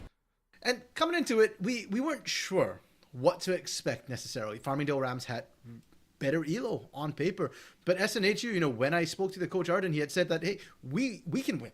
We definitely can win. He's confident in the players. They just have to play their best, and the players definitely played their best on the Rift. I think every single person knew their role. Sure, they might not have the highest elos. Sure, Showy Cult and Ophius might have struggled in lane, but we saw what happened in teamfight. Showy Cult managed to make a huge comeback once he actually got out of lane. By the way, he held the lane long enough as well, right? In lane, he was down CS. They kept the chart alive. Ophius was a beast throughout in terms of disrupting Farmingdale from engaging. And TFS Simpson and Salvador Dali, that duo on the top side of the map Orbital, they were the hard carries this game. And going into game 2, the Rams will probably have to focus them out. You can't be splitting these bands like that. Hey, listen. We give credit to Just Spoon as well. Just Spoon was in there spinning and winning somewhere, but the entirety of this group, I mean, I rightfully lean into what you just said. they played amazingly well. And for Farmingdale Rams, early game looked great, but you can't be getting gun shy. You said it best, I think, at about 35, 40 minutes in. If your comp is looking like this, you ain't winning that splitting on the sides. You got to find a way to find that victory. We want to take a look a little bit more as, of course, game 2 is coming up here shortly. So we'll go ahead, send it to a short break, and we will take a look at what these teams have to offer. Please don't go anywhere. We'll be right back.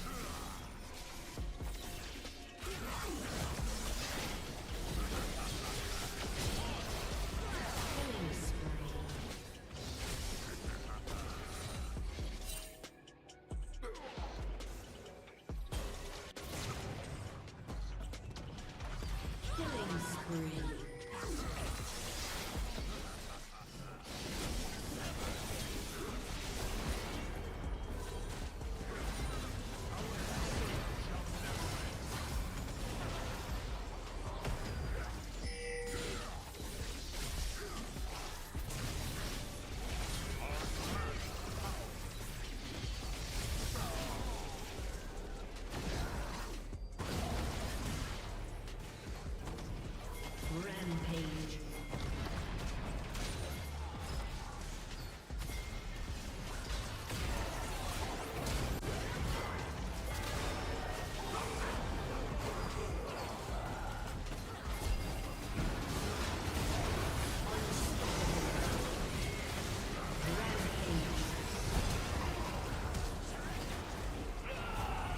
Blue team double kill.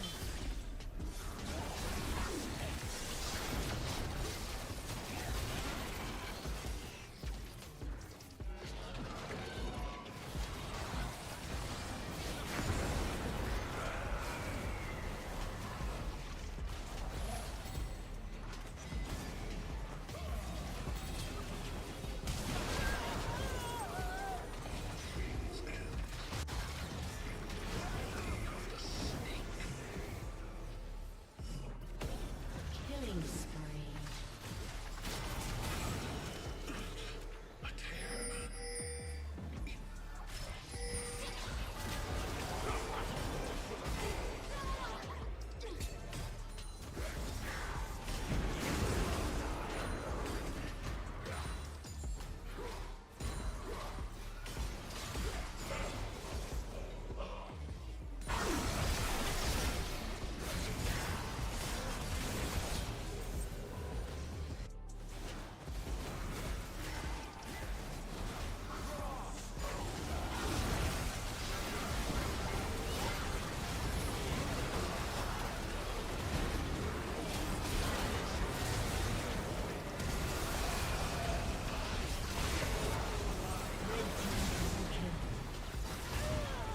Red team double kill.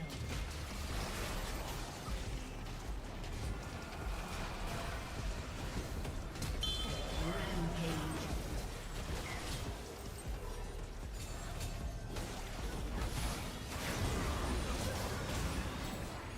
Rampage.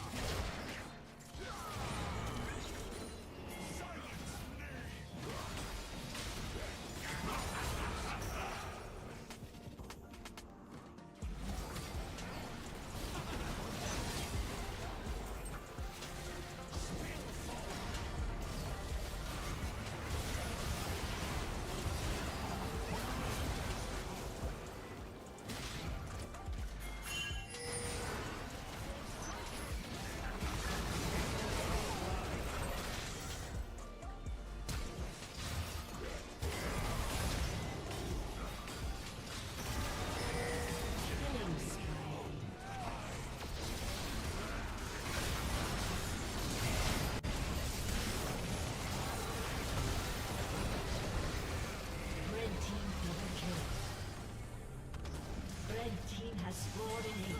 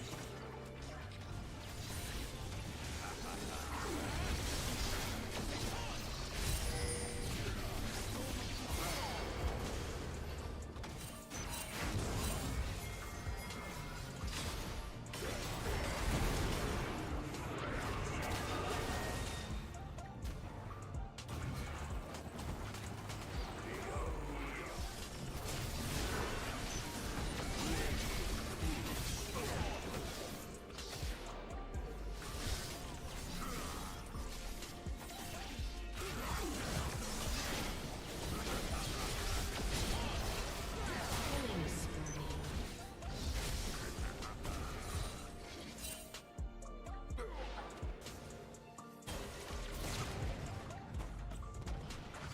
Killing spree. Killing spree.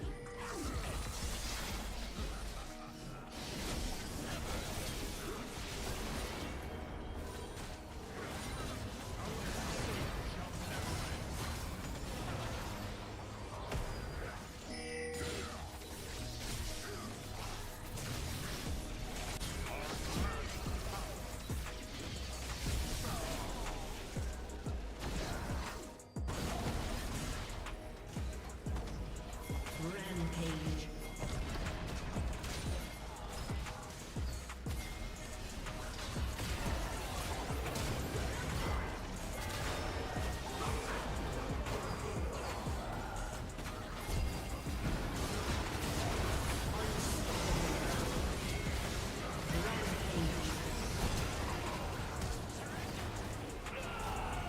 Blue team double kill.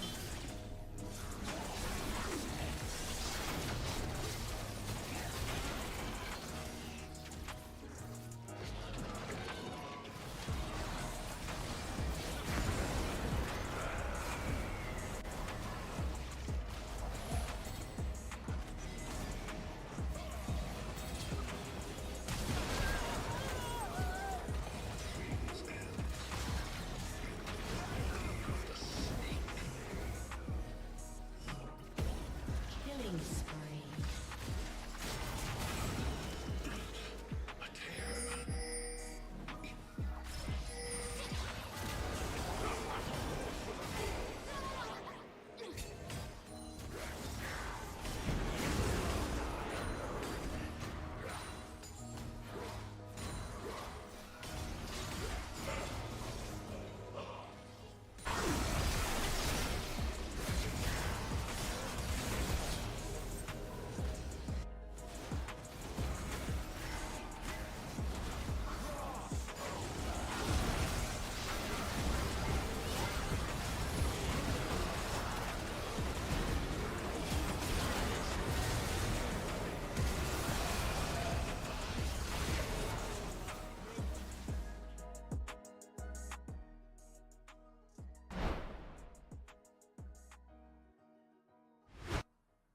At this point, I got steam coming out of my ears, my brain has short-circuited, and I am lost because that was a 45-minute banger where for at least 22, 23 minutes, we're sitting there going, man, the Rams have it all. They have a very fed Viego, they have a very fed Corki, they have the Nautilus to jump on in, and it took one dragon fight for everything to collapse.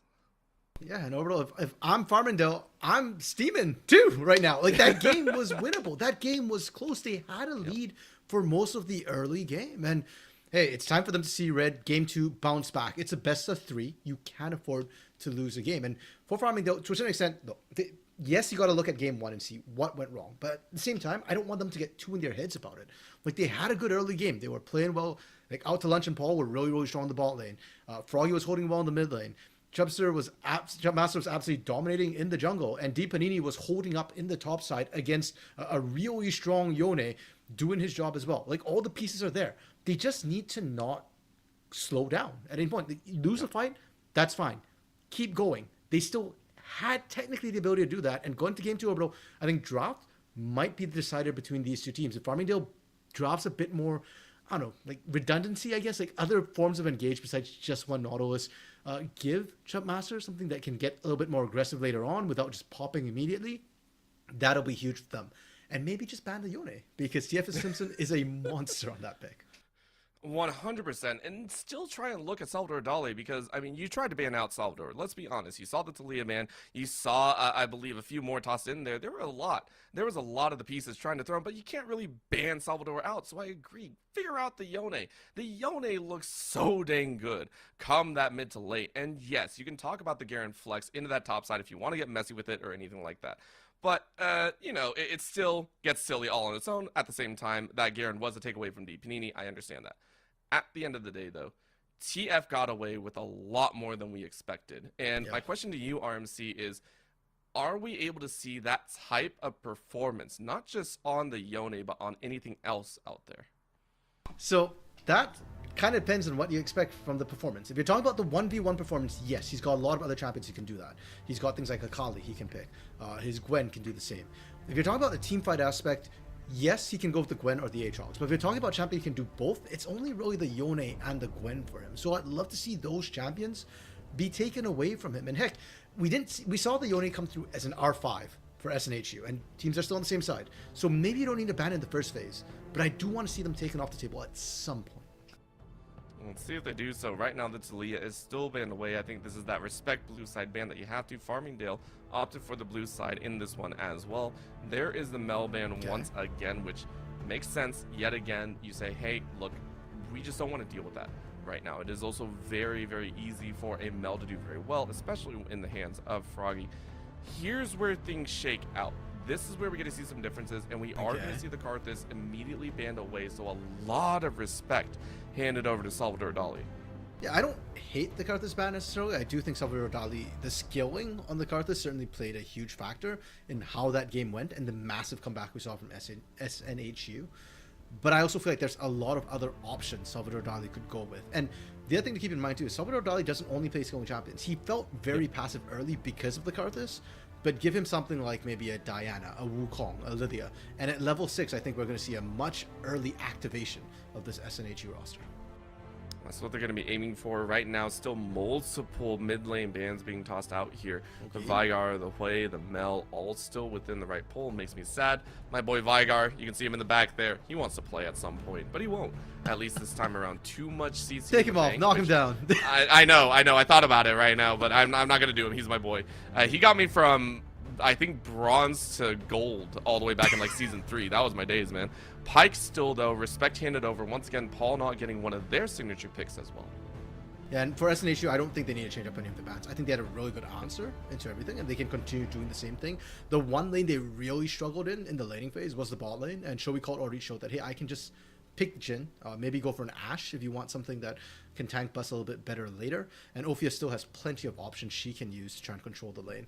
Although for now, though, the first pick, Viego, I have very mixed feelings about that. I did feel like the Viego was probably the biggest problem for the Rams. Again, not the champion itself, but playstyle-wise, just they kind of backed off, and it feels like Chubmasters decided, hey, you know what, we go again. It was a mindset issue. We'll fix that. Oh, and I like this call out as well, because Farmingdale, when we watched the rest of the draft call out, when we saw the Viego and the like, they did draft a very forward-moving composition. I like that Ophius is currently saying, hey, my waves did great. I can do one better. If you bring out the Encore in this favor, it's even worse for the opponent. All of a sudden, you're drawn into the mix. And now we're looking at Just Moon yet again with this Garen. I love the takeaways that we're seeing. SNHU showing a lot of heads-up display here in this draft. I think Ophius is probably more comfortable in surfing. It was banned game 1, but they had to switch up to banned to get Karthus out. And with the Garen as well, the shielding and healing she provides, I think it's better than with the likes of that Nami. Now, Xayah being picked up from out to lunch really early, I'm a bit surprised. You were just talking about forward playing compositions. with the Nautilus as well, it still feels like a competition that wants to play forward. Xayah wants to play backwards. So a little bit of a desync, and I'm not seeing too many threats on the side of SNHU that would necessitate the Xayah. Like, sure, Seraphine can be a little bit scary, but she's got more than one way to kind of root you, and Featherstorm will only dodge one period of CC. But here's the issue. We just talked about this. We were just saying TF was a monster on the Yone, and that's still going to be drawn up. Now, here is the difference, I believe, as well. We saw the Darius, correct me if I'm wrong, I thought the Darius came out in B3 position. You thought that we were going to see a Darius and Garen, so this time around we are actually going to have B Panini kind of figuring, hey, I'm going to go up against the Yone, I need to have the right answer outside of the Darius. And the problem is I don't know if you have one. Darius was already a good answer into the Yone, and it didn't work to keep the Yone down, bro. I mean, he had a lot of impact, split pushing and doing other work, but at this point, I don't think that Deepanini is necessarily going to pick something to try and deal with the Yone necessarily, or beat the Yone. If anything, I think you're better off picking something that can just split push all day, because that's what Deepanini did a lot to great effect in game 1 when he didn't win the lane. So if you don't have another pick that can really match up the Yone, then yeah, just change strategies altogether. Don't try and win the lane. Try to impact either team fight or split push or something else. I would actually really like to see, just maybe throw out, I don't know at this point, quite honestly. I'm not a big top lane main, but I do agree that the Darius probably isn't the answer. We're seeing a lot of focus into that mid lane once again now. As again, at this point, we've identified that Karen's most likely going there, or it's still a swap if Just Moon wants to take it up to the top side and mess around there. We'll see. But jungle bans to still come out. The Kindred as well as the Diana, forward-facing champions as well as safety, denied away with that Lamb's Respite and that Moonfall, or Moonlight Vigil. Nope, Moonfall, got it right.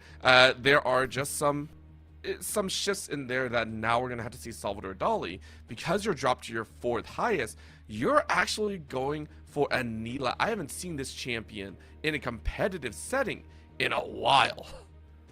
Okay, I mean, she is strong if you can engage, and you've got the team for it with the Seraphine and Yone. What shocks me, though, is a lot of times Neela wants to do well in lane. And sure, into the Xayah, it's actually a perfectly fine pick. But my bigger concern is just out to lunch, and Paul crushed the 2v2. And with Neela, you don't have that safety to sit back and farm like you did with the Jhin. Not a lot of utility. Well, SNHU are up 1 game. They can afford to take these risks. And this one, they're going big or they're going home. That bot lane's either going to boom or bust. And honestly, with the Aurora in the mix as well, that's a huge boomer bust situation. If you accidentally jump into an Aurora, things will go south. Okay, so a much larger gamble here as well. If this is a Darius locked in, it's going to most likely Deepanini. But the mid lane, we talked about it a little bit. Froggy didn't exactly have the largest impact that we were hoping to have on the Silas when we were giving him so much of a spotlight in game number 1. Now with the Aurora, a little bit more versatility in there and a little bit more chance to actually poke out the likes of the Garen. So maybe we get to see Froggy actually have a healthy advantage in the mid lane this time around. Is that an Echo in the jungle, or is this going to get silly? Is this like a Garen in the jungle? Well, possible, but I expect Echo to be in the jungle. I think an AP jungler was what I was expecting to see from SNHU. I was thinking Lilia in my head originally. Another great team fighting tool, but Echo, not the best setup necessarily. Trying to land the Chronos field is a bit more complicated, but the parallel convergence. But at the same time, he does have a lot of burst damage, and I'm looking at how squishy Farmingdale is, bro. The composition hasn't changed that much. If anything, it got squishier. You still got the Diego, you still got an AD carry. Instead of the Silas that gets a little bit bruisery and has some lifesteal in his kit, some sort of regen throughout the fight, you got Aurora, who's also kind of squishy. So the Echo makes a lot of sense to be able to pop people down. Although Farmingdale is kind of doubled down, and the only big change is in that mid lane. It feels like to me, going with the Aurora, a squishier pick than the Silas, but one that has a little bit more agency. She did just get nerfed. Her damage has decreased. Her mid-game burst ability is a little bit down, so we'll have to keep that in mind for Farmingdale, and we'll have to see if Froggy is as comfortable on this Aurora pick, whether the changes affect his playstyle. And for SNHU, well, they've made some changes for sure. Again, we said boomer bust, a lot more high risk with this composition, but if it gets snowballing, this sort of composition that could easily dive turrets. Honestly, I'm also looking at the fact that Salvador Dali has a lot more early game purchase as well. We talked about the fact that when you're on the likes of a Karthus, you want to farm up, you want to hit that level 6, you want to hit that breakpoint and have that Requiem. We've seen Echoes hard dive at like level 3 to have great jump in from the bushes and everything like that. So we've seen mixes. However, Simpson is like, I'm getting the TF out of there because I don't want to run into 5, which makes sense. So it's just a ward loss. However, I'm pretty sure Chub Master is like, worth, we win, ward under our belt, let's go. Yeah, and I don't even think you really needed to necessarily drop that ward there. You could have just walked away. You already saw them coming anyhow. Salvador Dali with their ward dropped around the red buff to be able to track should they be invaded. And for now, for Farmingdale, unfortunately, they're not going to be able to find any significant Minions have information spawned. or get any invades. Actually, I take that back because maybe what they're trying to do is scout which lanes people are going, because we are seeing a lane swap. MV Froggy is going to top lane, Aurora into Yone, which is a mid lane matchup we do see commonly. Aurora winning early with her ranged and then falling behind later as Yone finds ways to engage and skills up. And then we get to see the Darius Garen matchup mid lane, the God King matchup, though I don't think either of them are rocking the God King skins. Nope. Listen, sometimes you gotta have a little bit more in the punch if you actually know the matchup's coming, but I don't think you expected it. So now we go ahead and see these lane assignments come out here. Froggy is like, cool, let's go ahead and match up against them. So maybe we cut them down a little bit more. And Just Spoon and Deepanini are actively going to be in this weird position, but my eyes are really drawn to this bot side. As we mentioned before, Shoei Colt and Ophius, they didn't do so well in the early game, and I am curious to see how well they're going to play. Now, granted, they should hit level 2, I think, a little bit earlier due to Neela's passive and the like, so maybe they're going to try and use that to kind of bolster their way through out to lunch. But that is left to question. I don't think it comes through too much. They're actually still level 1, as I totally misread that. And remember, there's no barrier, so that's a heal to come out yet again. This is a carbon copy of what happened in game 1. Yeah, and remember, Neela's range isn't that high early on, so Shoei Colt can't even... It's so risky for him to even try and stick around in this lane right now, where Out to Lunch can just poke you, kind of hammer away in there. You're already seeing Out to Lunch, you know, trying to get those early leads, finding that successfully top lane. MV Froggy up a level, and that checks out with what we saw on that first wave. MV Froggy was already standing in front of the wave, daring TF Simpson to even look at those minions. What's very interesting, we're actually seeing all 3 lanes actively pushed in here, because even in the mid lane, Deepanini feels a lot more comfortable going up against an early game Garen. Just Spoon kind of relaxing under the tower, just kind of waiting it out, doesn't want to get chunked out too badly, but we're seeing the dance. And also keep in mind, Deepanini actually went with the teleport this time around, so even though you lose out on a trade that heavily, you go ahead, clear the wave a little bit, you're going to go ahead and recall and try and stay alive, and you can get back to lane much easier as well. Yeah, and that's interesting to me that Deepanini is actually the one who's so low, because he was pushing and he was the one aggressing. But Just Spoon, I guess, maybe under turret, maybe ate a turret shot perhaps. Something happened which caused Deepanini to end up losing that trade. Yes, he's got teleport, but so does Just Spoon, so the lanes states still do kind of matter. You don't want to fall behind too far. Shoei Colt, oh no, he's running for the hills. Yeah, and honestly, this kind of is the issue with overstaying. I mean, we saw that for the last minute, and I mean that is rough to see. Yeah. Honestly, huge pickup though for Chub Master. And unfortunately, no counterplay for Salvador Dali anywhere on the map. Topside as well was just pushing into MV Froggy, and Deepanini, good ward to make sure that he wouldn't get caught unawares by that echo. I'm just watching Deepanini walk around here. I was like, oh, are we going to see another? No, we're not going to worry about that right now. Deepanini is fine, just trying to throw out those apprehends, and has done that in game 1 as well, and then maybe that's what Just Spoon was actively taking care of. That's why we saw the HP difference come about, is once the apprehend's down, it maybe feels like the hero can do a lot, but I mean, TF tried to dance away from Froggy, and I don't think you're getting out of this one easily. You don't want to burn the flash, you don't want to burn the ignite, but yeah, you're going to get auto to death, and Froggy able to pick up the second for Farmingdale. Yeah, I think TF Simpson perhaps expected that MV Froggy had already dropped the ward somewhere else, wasn't expecting zero safety, was trying to play for the bushes, but MV Froggy had vision the entire time. Easy pickup, and TF Simpson on this Yone, much different game from game 1. He played incredibly well to be up CS against the Darius, but now he's at 9 CS orbital. He's single digits compared to everybody else who's looking closer to 30 in the farming lanes. And that brings us to wonder, is that because it was a melee versus melee matchup? Granted, Yes. I mean, we talked about the fact, yeah, I know, I was about to say, but I mean, like, we got to still raise the question, right? Might have been rhetorical, but, you know, we'll leave it as. It makes sense, though. And right now, TF also running that Ignite is just like, I got to get away with it as easily as before, and obviously not, but where does Salvador Dali come into this as well? We talked about the fact that for an Echo, you can bring about ganks, but are you going to? Is actually the case. Instead, you are power farming. Salvador Dali trying to push as quickly as they can in the jungle camp rotations and just keep leveling towards that level 6. I think the other problem for Salvador Dali as well is that your lanes aren't. You were expecting to have some winning lanes, but they don't have any winning lanes to play to. Like maybe just Spoon in the mid lane is one that you can try and look for, but pre-6, it's risky into the Darius. Not to mention that because these are certain laners, they're already level 6 with the Noxian Guillotine ready to go.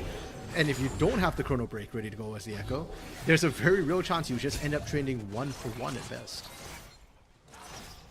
And that really hurts to see right now.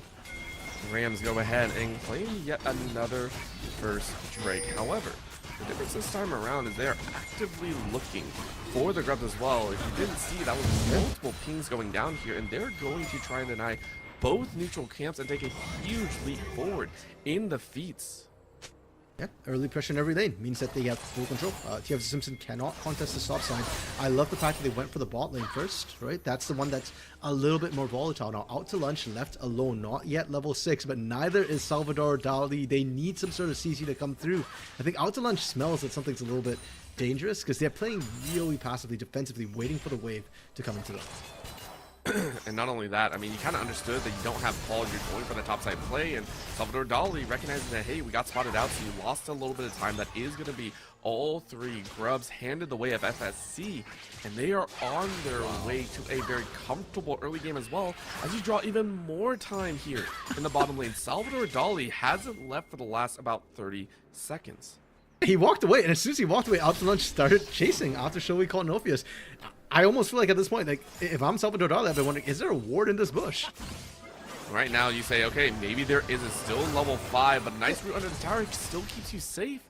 So that is an expenditure of time by SNHU that got them nothing. Topside, we're seeing a little bit of a duke out as TF, I think, tried to ult in for that fight. It's getting quite low, but a snap back is one more auto is all you need, as that's Mr. Froggy making it a 2-0 in the top lane. That's clutch, Obo. And as the game goes on, the Yone is going to become a bigger and bigger threat. I mean, we saw with the ultimate, they've got the gap closer. But we are not at that point just yet. And MV Froggy, every kill he gets, every little bit of CS he denies TF Simpson is an extension on that dominance that he has in the 1v1 lane. Chamaster now in the top lane, chipping away at that turret. They are really trying to maximize the top lane dominance. And not just that, the bot side is a huge pull as Shoei Colt got shown the door, as that is just a free pickup over to Paul.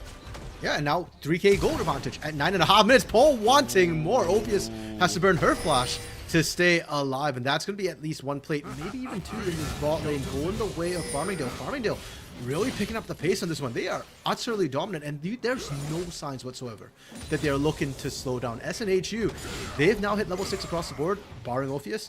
They need to start making some plays of their own. I don't think you can afford to sit back and wait for Farmingdale to start.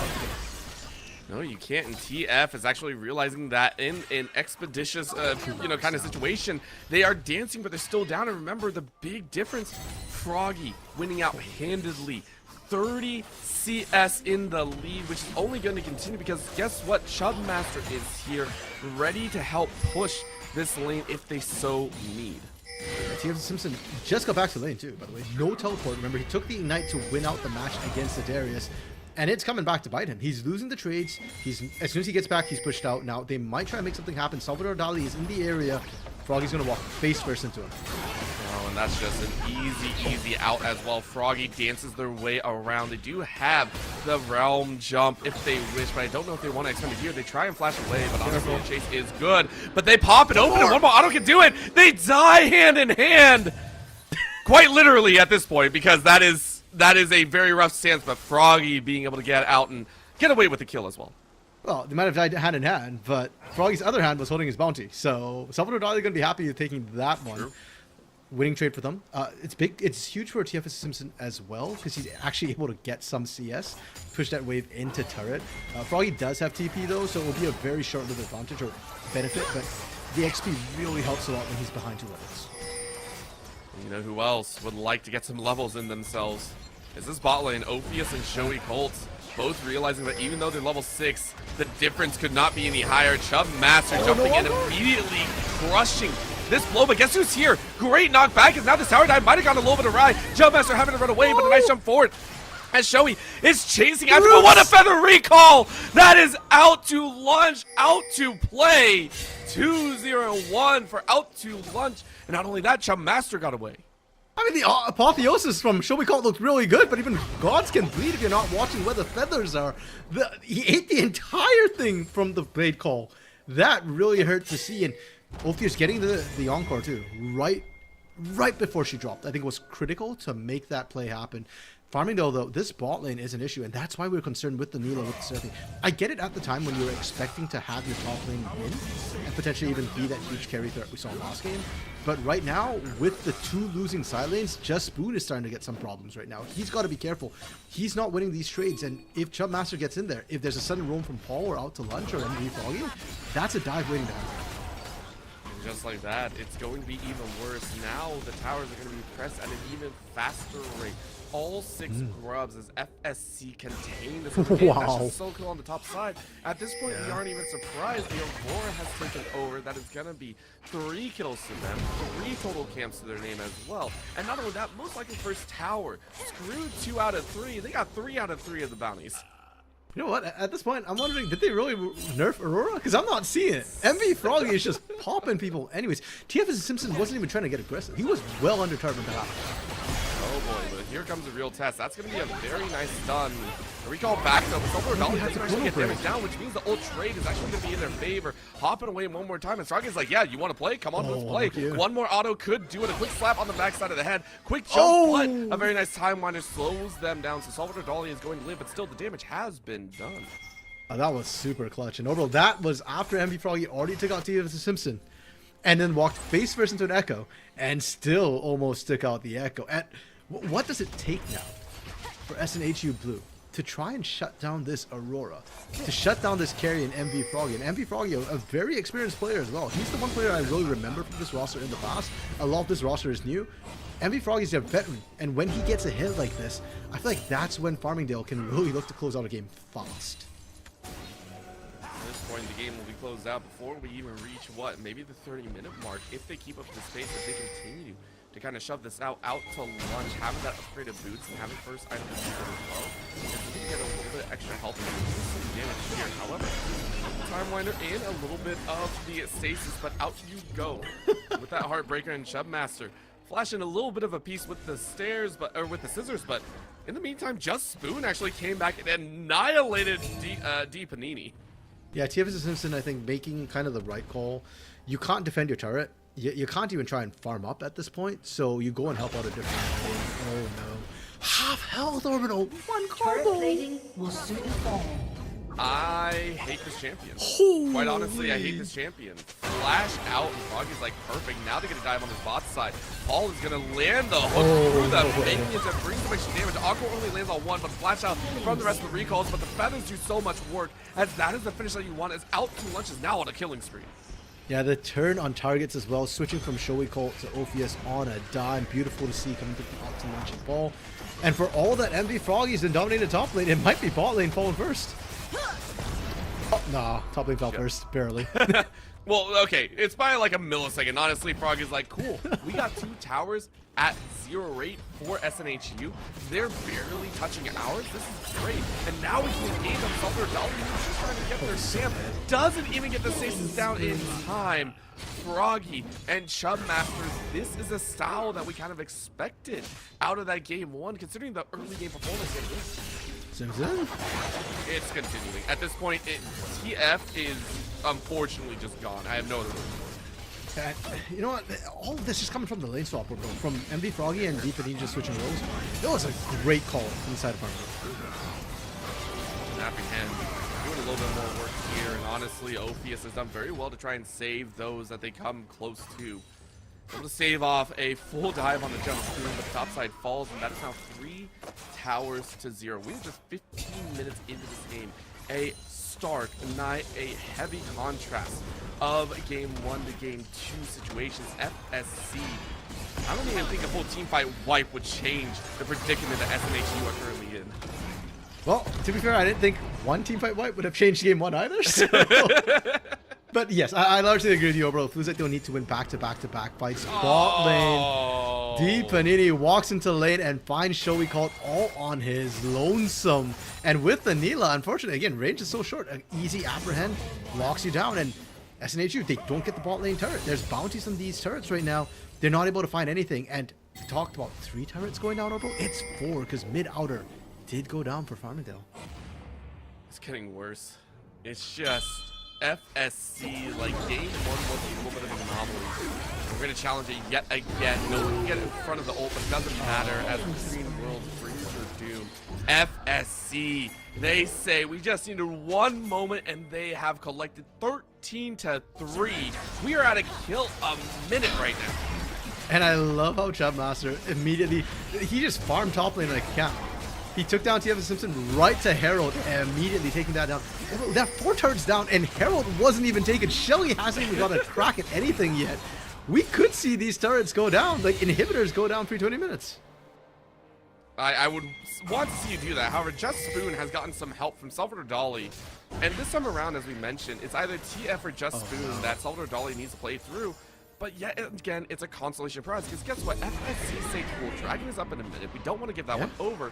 And we might even look towards that bot lane now just to secure our soul point after we take this mid lane. It is a 4-man jump squad with multiple grubs out. Everyone is out here to play with the Voidlings. And now you dive onto Ophius. Ophius not going to enjoy this one. Tower is going to be broken one way or another. But the kills are just too strong. That's a double for Chub Master. You hop over the wall for a little bit more. TF is like, please, Neela, don't kill me. This is not the teammate you're looking for. They're going to snap back to that soul, and unfortunately, their life will be lost. Are they going to continue? Are they going to keep pushing? I don't know if they're... I mean, Justin actually does a decent amount of damage. They're going to try and chase in for their own. Salvador Dali, though, has to snap back with a chrono break. However, respawns are coming up. Respawns are very, very short for SNHU, and FSC are just going to be quite happy about that. Encore landing on 2, though. Bringing back a little bit of extra damage. D Panini gonna try and run interference, but I don't think it's gonna do too much as you try and flash away. Salvador Dali though gets chopped up, and they're gonna keep walking away. What a kite from out to lunge! They punch back in. Their shift is on, and they swing a double kill. Out to lunch is back to work once again. TF has respawn, no teleport, can barely catch D Panini, but D Panini is slowing them down for the team. He's taken one. He won't be able to walk away, but you know who did, Orbital? MV Froggy. Low on health, walked out their base, out to lunch, low on health, walked to survival. Dragon's up now, but SNHU can't do anything. Their base is in shambles. 18 minutes, Orbital. And their Nexus turrets were being threatened. It's painful for SNHU, who went through a grueling battle, one that we don't normally see in League of Legends anymore. For a kind of an understanding, normally a game lasts about 30 to 35 minutes, and that's considered long. We went 45. SNHU battled their way through one of the most grueling and daunting games that I've seen so far, and yet this time are getting punched down. There is not going to be another door for them to open, another walkway for them to climb this mountain. Instead, it is FSC to shut every single door down. They rotate for this dragon, and they say not even a crumb will be left for you, bro. Be probably happy to take this 2v2. Never mind. Double apprehend. Salvador Dali's immediately out like, nah, bro, I'm good. Ophius comes around the side. This is a 4-man defense against He's 2. hesitating. Dragon is taken, and there is nothing else to do. TF is on the top side, trying to push down the tower to get at least another for the team, but bot lane is already gone. FSC punch their way through and are looking at yet another inhibitor tower, and maybe even just a base. Yeah, that's an inner for an outer. Sure, there's a bounty potentially. Salvador Dali gets caught. Oh, fight on 2 fronts. The D Panini is able to stay alive, but that is going to be Chub Master, who went a little bit too far forward, which does give TF a chance to push a little bit further. But there goes Green. Well, my goodness! Damage hurts, and that's a dance of doom. Out to lunch yet again. The Feather Recall will bring about pain. Just Spoon flashing away with just their flash. And finally, we get to see Opticon spawn, but who cares about that one as we're seeing these bloody fights go left, right, and center. Froggy wants the inhibitor, but that's TF that wants the blood, but they only get death. And that will be the next inhibitor to fall. Yet again, Just Moon trying their best as they do get a response back. But Shoei Cold wants to do some work, but you can't! And out to lunch with a thumbs up gives FSC their 22nd kill, and Froggy stays nigh almost untouched at 7-1-5. And it's this duo of MV Froggy and Out to Lunch. 7-1-5 on this row. 7-0-3 on this Xayah Orbital. These players, these two are Hurricane team. The two picks which in draft, honestly, I was a little bit concerned about, right? The Aurora, much squishier than the Silas, who didn't have that much success. The Xayah, which didn't seem to fit the rest of the team wanting to go in. But heck, she's now playing backwards. She's playing to safety, and they're doing so much work. 21 minutes. The game isn't over, Orbital. But with an almost 10k gold lead on the board, it feels like it's all front. I think that 10k lead is such a lie at points as well, because you take a look at what they have. They have 3 dragons to their name. They now have a permanent buff to their name. That 10k might as well, I would say, be a 15, 16k lead. They have the feats to boot. Literally everything in the pocket outside of SNHU names once again, but it looks like Froggy might have Salvador Dali's, as the red buff will go Salvador Dali's way, and it looks like Froggy might have overstepped a little bit here. Silence into execution, into shutdown, but now here comes the response squad. The ambulance runs their way, flash over the wall, into the hook, and it landed somehow. Salvador Dali flashing away to safety. It is going to be a response of 1-for-1, but the rest of SNHU have to get back to their base. You know, I thought Salvador Dali was an artist in the Impressionists, if I recall correctly. But this is just a straight-up escape artist. Salvador Dali should have been dead to rights multiple times in that fight. Getting out is nutty. Getting MV Froggy dead is even bigger. Oh my lord, and that is gonna be a haul. Even though Death Charge doesn't really land, Just Spoon, you're gonna be bent like a show, and it is problematic. All of a sudden, you're just a knife, and you get caught up in the turn. That is FSC to break through the last inhibitor tower. Now they go ahead and break through the huge encore. Lands on multiple though, and they turn it around and yet another team fight. They wipe 4 because guess what? Froggy's on the other side taking the Nexus Tower.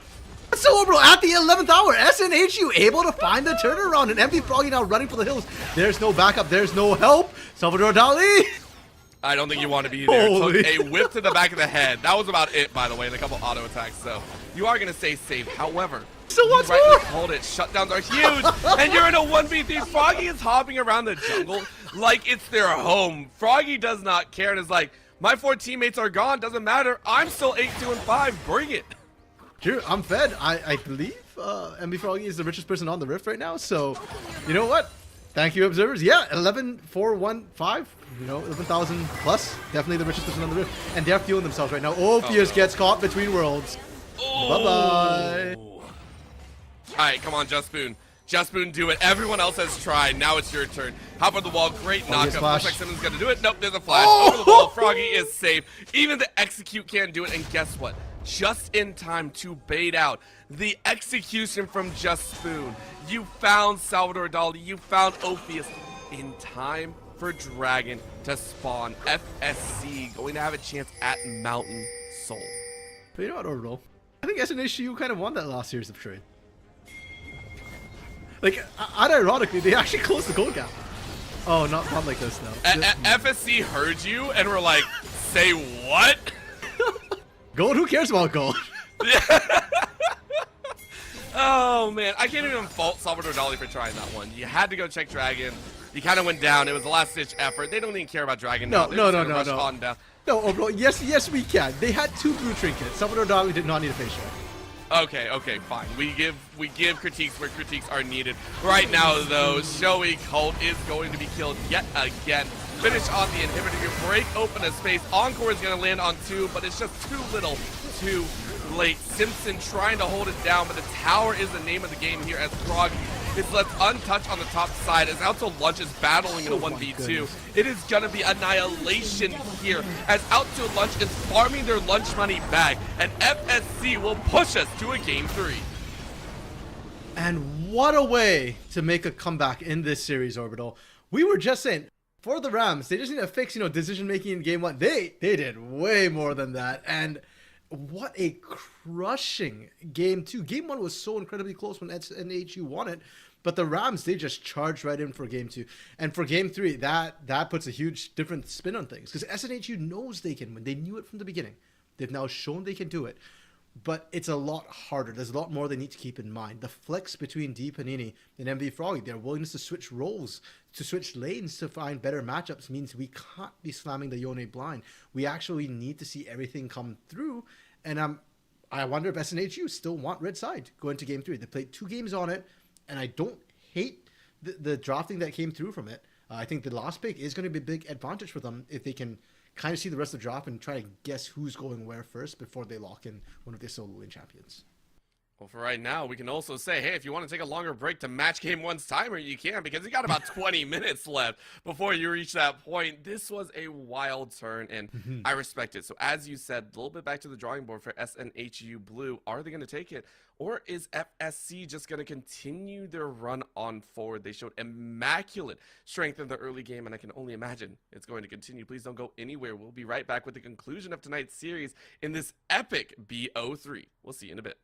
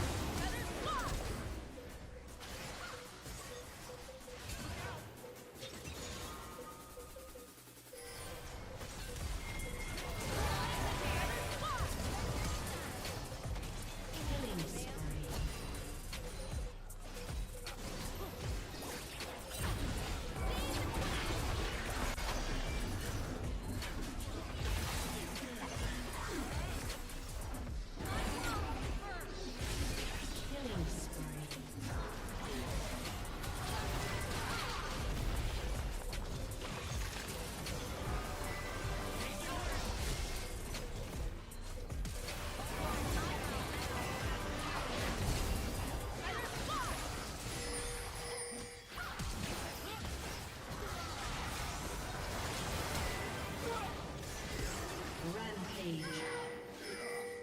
Blue team double kill.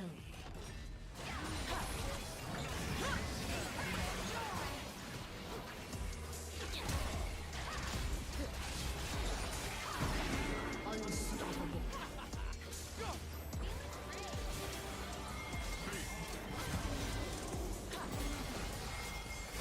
Legendary.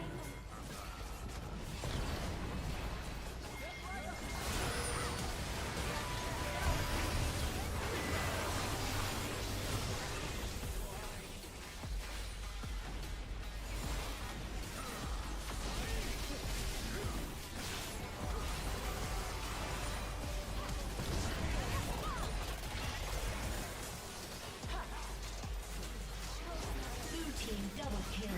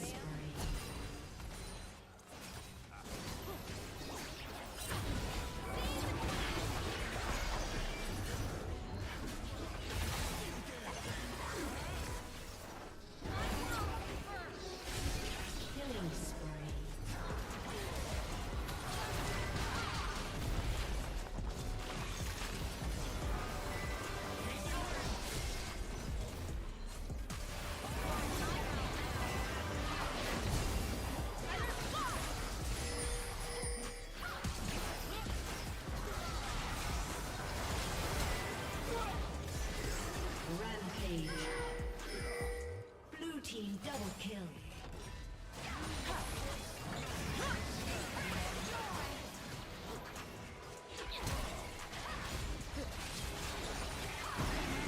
Unstoppable.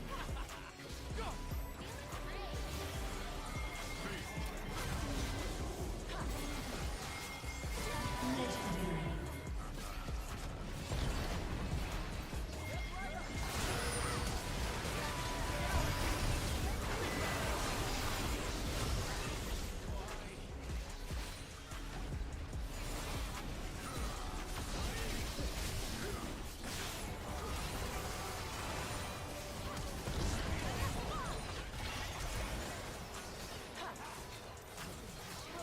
Blue team double kill.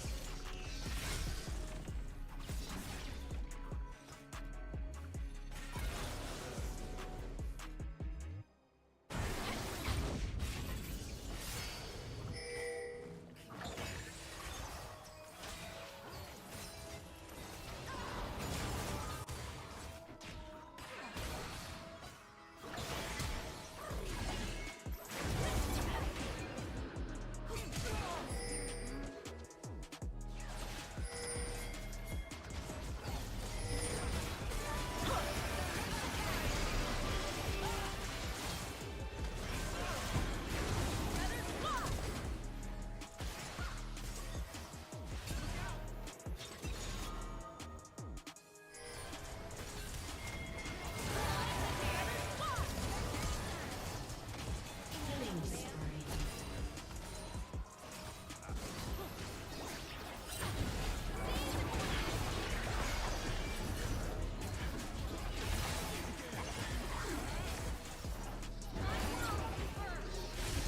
Killing spree.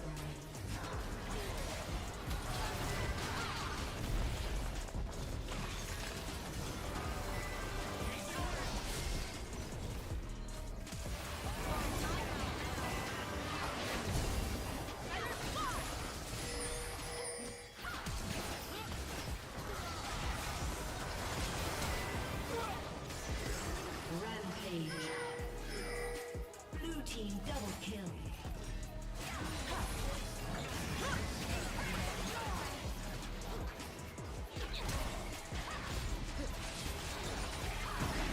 Unstoppable.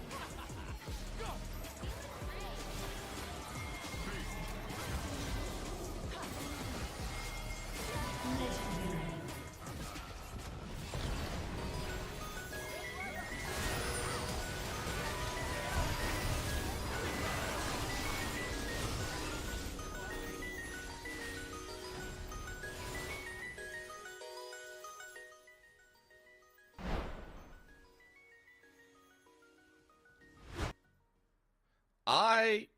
I didn't even get like halfway through my water this time. That was such a fast game, and now I had the break. I could finish it off and get ready and get rehydrated for what is going to be the finale here. And quite honestly, Farmingdale, we said that they have been kings before in this program, and yes, they might have taken a little bit of a break in the fall, but now back in spring, now looking like they're back in top form.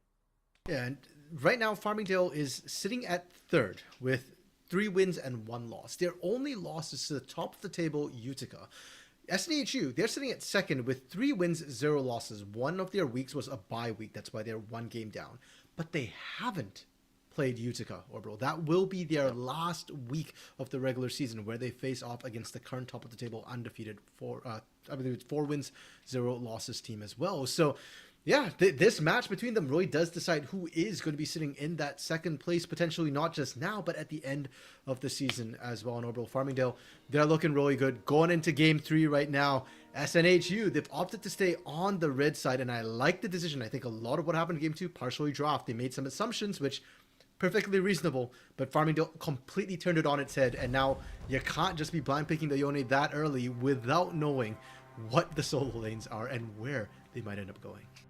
And I hate to say this as well, I think Shoei Colt got a little bit of a reality check in that bottom lane. You try to go for the Neela, a little something out there, and you True. played your safety net. Don't get us wrong. We understand that Yep. you want to play around a little bit, you want to see what worked, but now you got to go back to what worked in game number 1. We see the Talia band away, the play as well. This time though, in the first band position. This is a little bit of a shakeup, which does lead me to believe that SNHU are going for a first round ban target against Farmingdale, and I'm very curious what they're going to throw that at.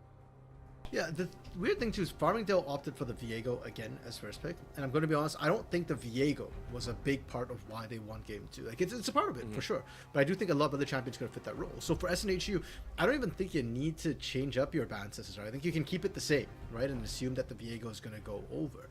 If they want to ban something, I mean, you could potentially ban the Zaya, but I think it'd be much easier for Shoei Colt to just go back to the Jhin he showed in game 1, go back to maybe something like an Ashe, where even if you fall behind in the laning phase, first of all, you can still farm safer under turret compared to the Neela, and second of all, you still have value to add to the team even if you don't have that goal, don't have that experience lead. Well, right now we are waiting for that last ban to come out. SNHU, are they going to ban the Viego, or are they going to ban something else? Still the Mel. And it's the Mel. Okay, so they aptly said no shifts on Farmingdale's side either.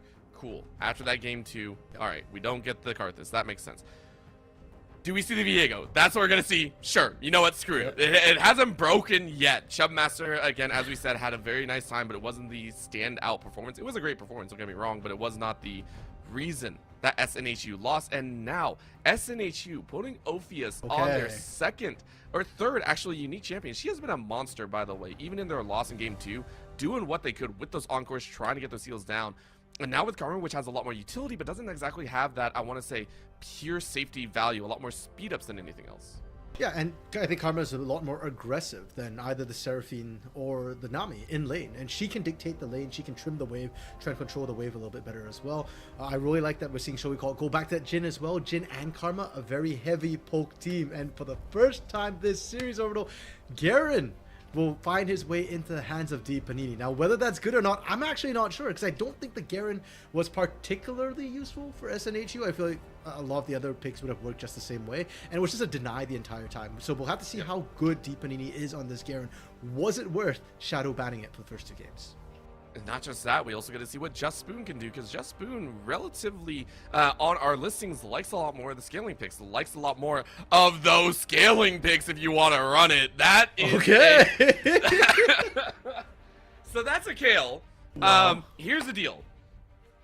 Kale can go great in many situations. I really, really have some things to think about if you're going to get silenced before you can ult. That's all I'm going to say here. So, the Kale in possible mid-top? So hear me out, Earl. We've been surprised enough this series already. Technically, there is a player on SNHU who plays Oh, Kill, no. and it's not one of the solo laners. Oh no. Salvador Dali does play Kill.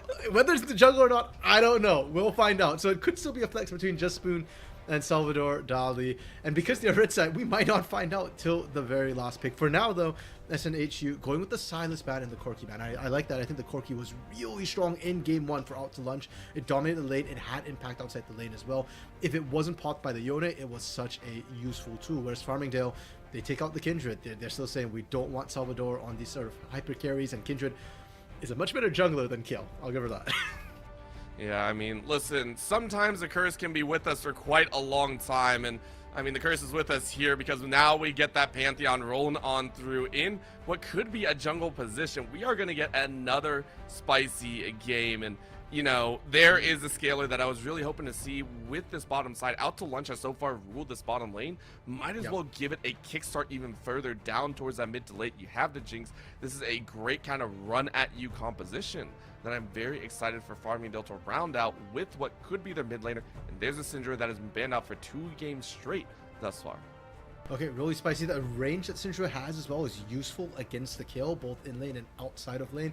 The stun outranging even Exalted Kill. And while Kill can use the Divine Intervention to keep herself alive, Jinx is more than able to clean up after that. And she can't be auto-attacking during that period. And Nivea into a Syndra. That's an interesting hover to come. Like, I'm an Nivea player overall. You know that. We both play Nivea. Oh yeah. She's great in certain compositions and certain, styles of play. She's great into the Garen. Heck, I've actually played Anivia top into a Garen before just to mess with the Garen. But into the Syndra, it's not so fun nor easy for Anivia. Yeah. If she uses, the Glacial Storm, she just gets stunned, and that gets cancelled. The burst as well from Syndra. Yes, her ultimate is very burst heavy, but Syndra has a surprising amount of sustained damage with how spammable her Q is. So even with the Anivia passive that Anivia has, she absolutely still could get popped by the Syndra, especially as the game goes on. The scaling from Syndra is a lot better than scaling from Anivia. I don't. Oh my gosh. Like this is also a hard shift for SNHU. I mean, you take a look at what they've run before. Yep. It felt very early game sided. I mean, the Echo to me screamed like, hey, let's go early game. Let's try and get these jumps in. And the Pantheon even, I mean, it still mixes in depending on where it goes. I have no idea where it's going to go just yet. But it did feel like the only game that it really felt like we are going to reach that late game was game 1. We saw the Karthus, we saw the Jhin, we saw a lot of this reach out. This is purely late game. Like, looking down the line, I'm looking at a Kayle, I'm looking at an Anivia, and, like, I don't even think they win the late game. In my personal opinion, the Kayle is really the only one that speaks out to me, and, like, I want late game, and whenever I see a Kayle, that's their entire game plan. Reach level 16 and then win the game, or try to at least. And for that reason, overall, I'm not thinking of SNHU as a late game competition. I do feel like they're more early game, mid game oriented. You've got a Jhin who can do a lot in the early game, in the mid game. The catches that we saw in game 1 as well, that was what really helped snowball SNHU to an eventual win. I was going to say a quick win. It wasn't. It was 45 plus minutes. Pantheon is an early game style champion, especially if he's a jungler. The point and click stun is really, really strong. Karma dominates lanes as well. It's really only the Kayle who wants to skill up late. Anivia is a good mid-game champion. So I want to see SNHU be a bit more aggressive with this comp. They still have a lot of pick tools, which with the champions to pick. With the Karma as well, her speed ups is going to make the mid game a little bit better for them and trying to get to places where set up the ambushes, set up the picks. Yeah, so I want to see SNHU be proactive in this one. You can't sit back. Farmingdale has scaling. With the Jinx, with the Syndra, they both scale incredibly well. And with the Garen and Nautilus as well, they're not skills in terms of damage, but in terms of tankiness, they're going to be an issue. And they are actually what's going to really mess up the Anivia later on. Yeah, she excels against melee champions, but when there's so much CC that those champions can put out, Silence being a notable CC this particular game against the Anivia, the scaling tankiness that they get is going to be an issue. And they're going to build magic resistance, which is what Kayle wants to scale off of too. But let me throw this out at you. Level 16 Kayle. Just level 16 Kayle. That's all you need in a late game. I mean, come on, can I sell this to you, RMC? Like, level 16, level 17 Kayle, that's all you need. And then maybe you get a Bloodletter in there on the Anivia, which, by the way, to me is a very fun item. But you know what? Fine. Look towards the early to mid game. I want another 45-minute banger. I want to see SNHU fight absolute tooth and nail, whether it be early, mid, late, and I want to see FSC bring out the absolute dominance that they had in game number 2 as they go for a much cheekier route this time around, moving into that mid lane push, which was immediately spotted out as well. I love that Farmingdale Rams have invaded all 3 games. Trade of flashes between Salvador Dali and Paul, notably not running Hex Flash on the Nautilus, so that is flashed down completely. And hey, given how the bot lane has been going, I think Paul is more than happy to make that trade. He's not had to use the flash to get lane dominance. And not only that, this is going to be a top side, so TF is a Simpson. I saw Juspoon had the kill. Salvador Dali had the kill. I didn't see TF is a Simpson having that kill in their pocket. So this is up against the Garen as well. So assuming that D Panini on their main, they are gambling once again on TF having a favorable top lane matchup. Now, keep in mind, this is not quite the same as the Yone. Yone is a very self-sufficient champion who has a lot of agency. He's got an engage built into his kit. He's got AoE CC. He's got damage and he's got sustain. Kayle really just has damage. That's mostly what she has when she gets exalted, when she gets that level 16. She still needs the team to set up for her. She still needs a front line, and she still needs support to help her really come online. So for TF Simpson, don't expect to see quite the same carry potential. He needs somebody else on the team as well, and maybe that's where the Anivia comes in. Maybe that's where the Karma Jhin plays a more sort of second fiddle role to his leading Kayle. Well, not just that. I mean, Salvador Dali. We talk about, having a lead in, having that availability. talk about that Skyfall. He would drop in on a lane. Maybe he catch Deep Panini off on the wayside and maybe kind of do to Deep Panini what Chubmaster and Froggy and Deep Panini did to TF in the previous game as well. So there are a lot of options there. I think that'll be kind of fun to play for. As right now you can see Deep Panini already looking, in my opinion, a little bit more comfortable on this Garen, liking the in and out pattern that they are throwing down. And I mean, we talked about Deep Panini struggling a little bit in games 1 and 2 already. I know this sounds weird, but the confidence that I can see when they're piloting Garen just looks a lot better in my opinion. Well, it also helps that he's playing against a melee minion. TF is a Simpson right now. I recognize the cosplay of my melee brethren. Yeah, like as a kill, you basically can't do anything until from 11-ish. Valley with the invade. Uh-oh, flash over the wall so you are safe.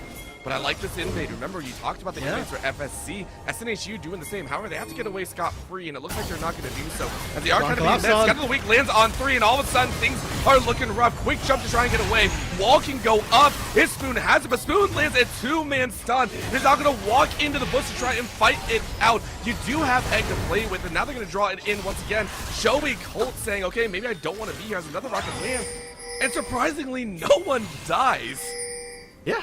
SNHU get in there, they get the rip off, and they get out pretty much scot-free. No flashes burnt either. The only flash down was Salvador Dali's, and that was the level 1 trade with Paul. Whereas you look over at Farmingdale, and Chubmaster had to burn the flash to get out. This is why I said SNHU, they are not a late game composition.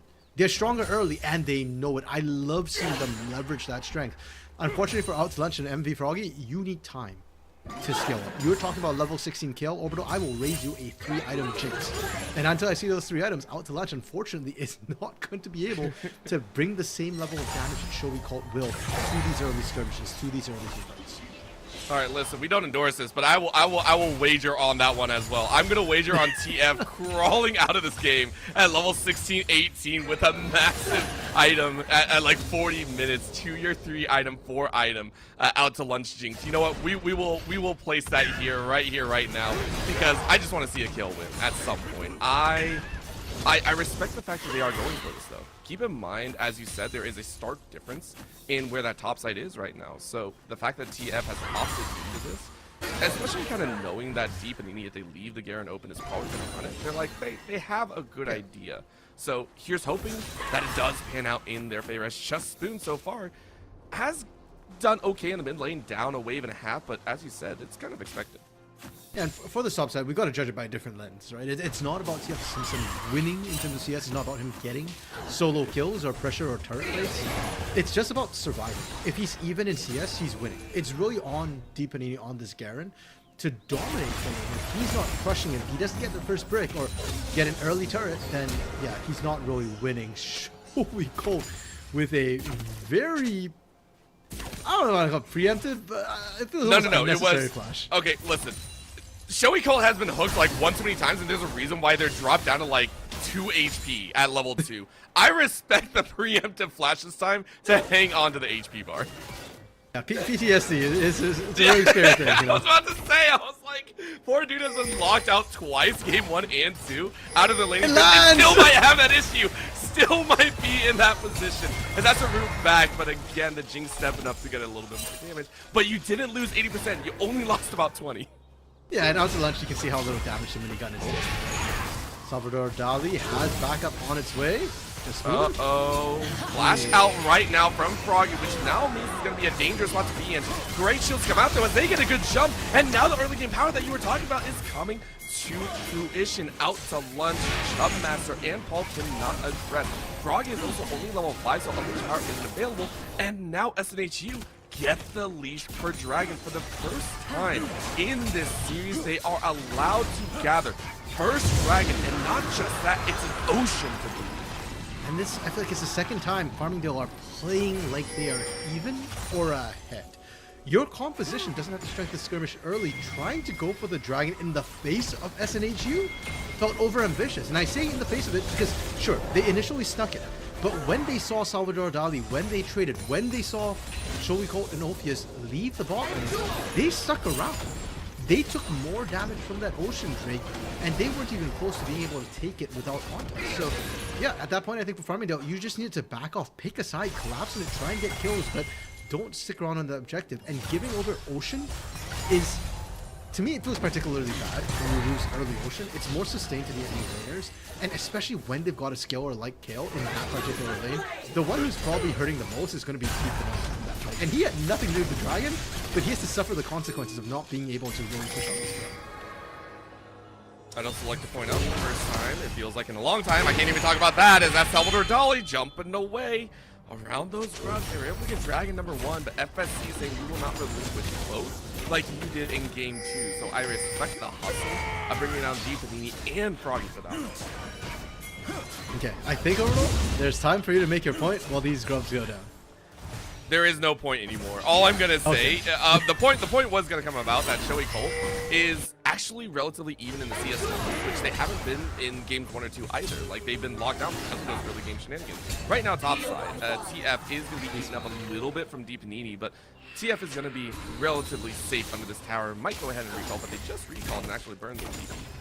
And one of the reasons why I'm very much worried about this matchup and why I think they intentionally gave the Garen over is Kale's ultimate counters Garen's ultimate to a certain degree. You go invincible, the Master Injustice comes down, it can't execute you if you're invincible. So unless I think Deepanini can actually run down TF Simpson and bottom out that health bar without using the ultimate, I don't think there's real kill threat. I would agree with that one. Of course, TF has been known to make some diverse plays, if we shall say. I think there was a Fate Sealed that was whiffed in game number 1. I was like, hey, you're gonna go for it. Granted, that was with a different lead, and as you stated, it's a whole different ballgame. Here we are. Spoon is gonna help take that shuttle, try and make sure Salvador Dali, who has hit level 6, is going to have a little bit of expedited value here. We're still waiting for that first big Skyfall, and the first big gank coming out of them as well. Yeah, true. Shubmaster's also been relatively quiet so far in the early game, partially because I think his jungle got set behind by the early invade and the failed dragon take. So both the junglers a little bit quieter perhaps than we'd like. Salvador Dali, though, is continuing to aggress in the jungle, invading once again. I mean, last time it almost ended in multiple deaths, and yet this time around you find nothing. As right now, the junglers are actually matching pace, and this also means that they are in a drastically different position. Both teams have actively had 0 kills across the board. Both games 1 and 2, I believe, had first blood by about 4 minutes into the game. Yeah, pretty heavy early action in the last couple of games. Now, we are seeing a roam up from MV Froggy into the top side. I don't think that's going to yield anything. And in the back of Farmingdale's mind as well, I think another reason why they're a bit slower right now on the draw on the first blood is that they have to be aware Salvador Dali is post level 6, has Grand Starfall available. He can go back up the lane. They're looking for the top lane. This is a hard kill. Yeah, and honestly, I think this was more just trying to force Deepanini back a little bit. Chubmaster is in the vicinity. There is no flash, but right now, showing Colt stepping up and stepping back now as Out to Lunch did expend the rocket, so it looks like that was an all-in attempt. Great job by showing Colt to fail. Yeah, and now it also gives license out to Lunch and Pearl. The fact that they already won out that trade. They also know that Salvador Dali is not in the area whatsoever. Oh, TF? Okay. He's fine. TF is fine. There's a lot of burst damage that can come through from a Viego Garen, and that's kind of a bad thing for them because they've got to space it out enough that Divine Intervention doesn't just block them. Yeah, well, not just that, you can also layer the silences with the stun as well, so it's a whole thing. There's some very fun things that can occur that I have a... Okay, so the whole reason that I want to see... I'll be honest, the whole reason I want to see Kale win is I have a buddy that plays Kale expeditiously in the top lane. They stopped playing League for like 3 years, and then all they did was come back and play Kale, and they love the champion. The problem is they get very frustrated whenever they do face up against someone like a Garen who has a silence, and if the Garen's fed, because you can silence, you can dance fairly well in some of these trades, and then you just get the execute. So it's very, very silly. But yes, there is a reason why I want to see this Kale win. That is the whole thing. Okay. Well, SNHG, you've made a fan out of Orbital just by picking the kill. Now let's see if you can deliver, because your greatest fans can become your greatest haters if it doesn't work out. Right now, Salvador Dali, though, going for the second dragon to the game. Chubmaster is spotting it. Very nice look into the scout of the week, and there was no shield up in time. And that means Salvador Dali is just gone. Great first blood handed over to Froggy, and now it's a collapse from FSC as they rotate their way in. Shoei Colt is gone, and Out to Lunch might reap some benefits. That's going to be a tag from so far away. Huge pickup there because Chubbmaster had that W from the Jhin, and it will be a quick beat of 3 kills and a dragon in their back pocket. And it feels like these dragons are bigger bait than grub, so brittle, and they're fishing up huge fishes right now. Whoever starts the Drake has had a bad time of it. Farmido started the first one, they bleached it for SNHU. SNHU started the second one, and they got slaughtered. And I'm going to be fully honest with you, I'm shocked that Salvador Dali didn't get the shield up in time. It was omnidirectional. I wonder if he used it earlier on the dragon to mitigate some of the damage, but it cost them, and it cost them huge. Look at where those kills went. To the 3 carries of Farmingdale, to the biggest threats. Oh, that 4-shot came out of nowhere. You say that, and yet we were watching it on our screen, and it's just like, dang. All right, that's a good one. So Paul goes down, and I think that was because of another Skyfall coming in from Salvador Dali. So very nicely done. Either way, out to lunch did burn Flash as well. But again, small consolation prize. We are seeing FSC start to ramp up here as they are currently about 1.8k in the lead. Okay, Intel Wild Arrows picked up by Out to Lunch. That's first item.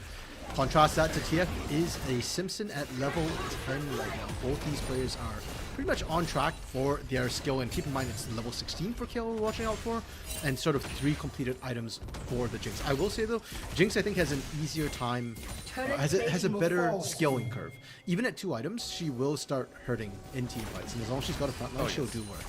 KO on the other hand, at level 11 she becomes a real champion, but still not one that's going to find it easy to navigate things.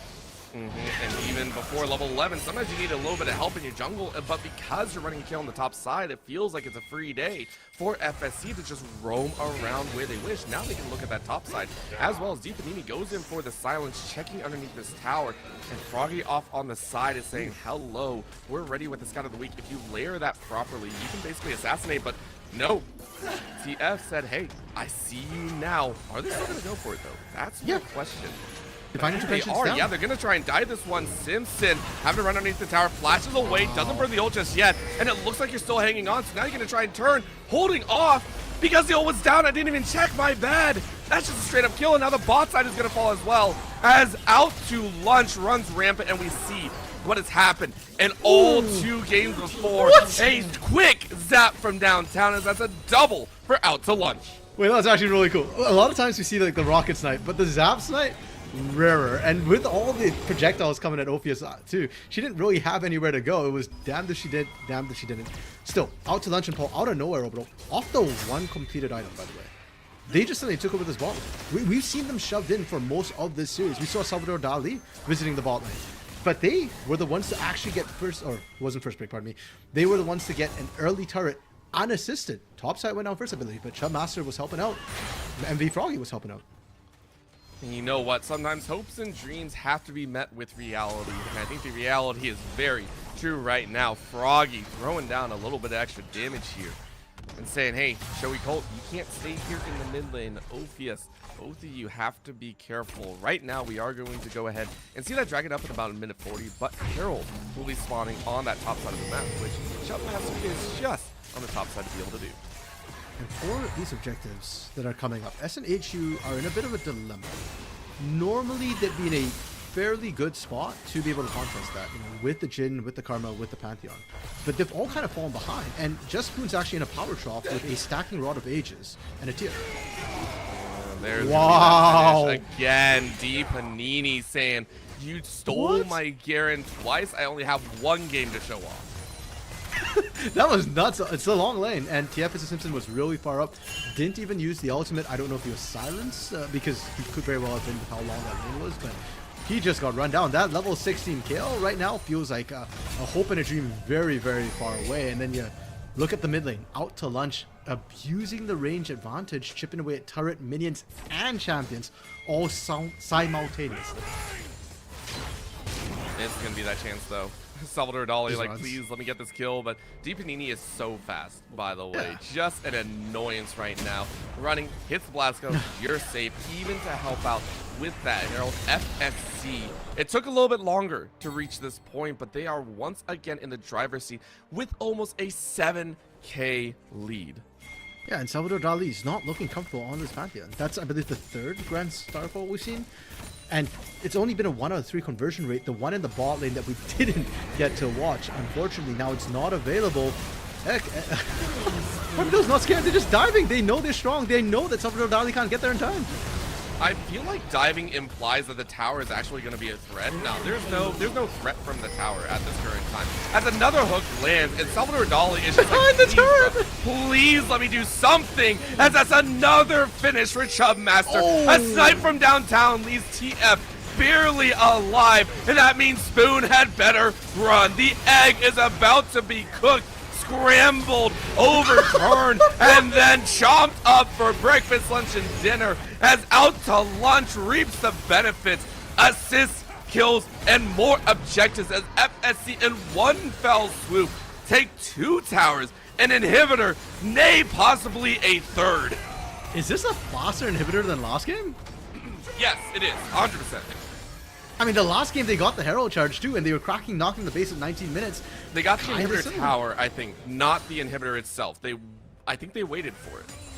Okay, I can't recall, but this is incredible from Farmingdale. And Farmingdale, what a change from game 1. In game 1, we were praising SNHU for how they were able to kind of hold on and find those decisive fights, but it felt like that was a rude awakening from Farmingdale, and they are now well and truly awake. Game 2 and game 3, it's been Farmingdale with really decisive plays and recognizing when they can get an advantage and how far they can push these advantages. That's why we're seeing these inhibitors go down pre-20 minutes. And if this is anything like game 2, Farmingdale aren't going to let off the gas. They're going to keep pressuring in, and that bot lane inner turret right now, that's like waving a red flag in the face of bulls. Or rams, I guess, because Farmingdale is just going to collapse in on that, and SNHU, they can't defend it. I know Anivia is the queen of wave clear, but she's still sat on a tier which still hasn't been fully stacked, and a Rod of Ages only at 7 out of 10. You really don't have the extra minutes to try and finish this one up. You gotta try and push forward. Right now, the dragon is gonna be handed over, and guess what? It is that Infernal of all things to punch this game forward further. It is an Infernal. So if for whatever reason FSC don't close out this game in the next like 5 to 7 minutes, they're gonna have the punch of like a full Infernal Soul to play with, which is just chaotic in its own right. Yeah. And by then, too, Altilan should get their third item. Right now, with the Runan's Hurricane, with the Yunter Wall Arrows, it's a lot of attack speed, not that much damage just yet. Just Spoon! Oh, just His Spoon eggs just got barely scrambled. alive, but nope, there it is. Okay, Rocket from downtown takes it away. Curtain Call comes out, but Chubb Master does have the team to kind of front run here. Another Scout of the Week underneath, and that is just a single Q to chunk you out. Out to Lunch is going to go ahead and step up and try and take more of this tower. But guess what? On the top side, D Panini is allowed to free farm yet again. And if you thought the Darius was fast, the Garen is even faster. TF is just like, please stay off this tower. I want to hit level 16. But so far, you're not allowed to. I mean, at least he was exalted coming off that mid wave, was able to clear up the top lane easily enough. Off spawn? We're at 20 minutes, Orbital. It just popped, and SNHU, Farmingdale, were perfectly in the area. They're going to take this incredibly quickly. Uncontested. They got the bot side in a turret that we were talking about. They'll go reset, spend their gold. And yeah, that's when the real questions begin for SNHU. Their bot lane defense wasn't terribly effective. I'm going to be honest, Orbital. They were pulled apart. They were stretched. They lost members. And if Farmingdale just sit at that bot lane, send D Panini to pull people to top lane, to mid lane. Supers are still spawning in the mid lane. SNHU are stretched really thin. Honestly, D Panini is just waltzing through these lanes. You can see this now getting stunned out. Still has that pseudo GA right now. So, yeah, I don't know if you want to spend the flash though. No, you wrong do. way! It's a little bit late, and yeah, you get sent right back. You withdraw to your own base, and that is 1 GA gone. Oh, it's Voracious Atakan. I thought it was Ruinous again. Nope. No, because all the kills came later. Keep that in mind. True. All these kills have basically come after the 14-minute mark. I want to say about 13 to 14, but again, when it comes to Otacon, it's all about the early kills. That's going to be a hook and a half. That hook. Hooking underneath. Holy. Around the wall they go. And that's an annihilation of 2. Now they look for Showy Cold, who tries to rush away, but another hook lands, as that is an immediate stun and turn on TF. No chance to stay alive as the Angel is brought down to Earth. And that will be FSC to clear out the Nexus Towers. 1, 2 is next. GA pop, but guess what? Froggy has a TP available. Might as well TP in for the picture as FSC completes the mini reverse sweep. GG's all around. Well, Orbital, Kale did not hit level 60. Nope, nope. We did not even I bow get to the that stat close. master right there, and for all intents and purposes, the reality of the situation. Yeah, and incredibly well played from Farmingdale. Yes. It was just Spoons on the Anivia bringing the Glacial Storm, but it was Farmingdale Rams raining down hell at the end there. What an incredibly decisive close. They just got better and better as the series went on, Roberto. They built that momentum, and they just steamrolled over the opposition. And for SNHU Blue, part of me wonders if maybe that wasn't the best showing, right? That maybe they just weren't expecting getting blitzed like that in Game 2 and Game 3. And now, hey, you know what? They are no longer second seed, having fallen to the Farmingdale Rams. They will be kind of that third seed position, but that's still a playoff berth, and that still gives them time to look back, correct what went wrong. It's only their first loss this season. And honestly, they had some shining lights. I mean, TF, even though the Kale was a little bit out there, the Yone looked very, very strong. Talk about Salvador Dali, also had some very nice times in the early games of Game 1. And late game, actually, I should say, because of Karthus pumping out that damage. And then Shoei Colt, a little bit of struggle, but played their role very well in Game 1, and then Ophius very, very nicely timed with those enchanters, being able to disengage a lot of the tune. Just Spoon, though, I wish we could have seen more, because all we saw was a Garen and an Anivia. I'm like, I wish we could have seen more, quite honestly. But RMC, if you had to give an MVP over to someone on the side of Farmingdale, I mean, considering they came back after a very tough loss in Game 1, who would you give it to? Ooh, that's a tough one, because I do think each of the games Farmingdale had a different player who I think really stood out and delivered. And to me, it's going to be between MV Froggy or Out to Lunch. One of those two I think were the biggest carries on this team. But I do want to give a special shout out to D Panini in the top lane, because the Garen, I was like, okay, you know, like, how scary can the Garen be? We found out he actually ran down TF Simpson solo. And look, I still don't think Garen's that amazing a champion, but yeah, he's really good on the Garen, and his rank in solo queue on paper is bronze 3. When he's on that Garen, he feels much, much higher. I'd put him at gold potentially, if not even higher, the way he played that. So I'm sure teams will continue bearing the Garen going forward after having seen this performance. It was very, very fun, and I agree. Sometimes you just can't crown a single MVP. At the end of the day, Farmingdale really came together, and now they got to say, cool, we beat our other opponent, and now we got to go back to the drawing board, because we might have to face off against Utica in the playoffs. That's probably their next goal. Hey, we got to go ahead and start working our way forward, because that's going to be the amazing part of the ECC. More games to come in the future. Hopefully, we get to see it on broadcast. If not, though, I'm sure that the playoff run will be amazing for all of the teams. But to everyone that tuned in here tonight, thank you so much for tuning in. We had an amazing time across, my name, of course, being Orbital and RMC here on the desk. Before I forget, shout out to Colton and Cool Scoos for the amazing production value for us as well. Now, keep in mind, there is going to be College Street Fighter on Thursday at 9 p.m. EDT on Esports U and Capcom Fighters as well. Again, shout out to ECC, Esports U, and CSMG. Thank you so much for tuning in, and have a great night.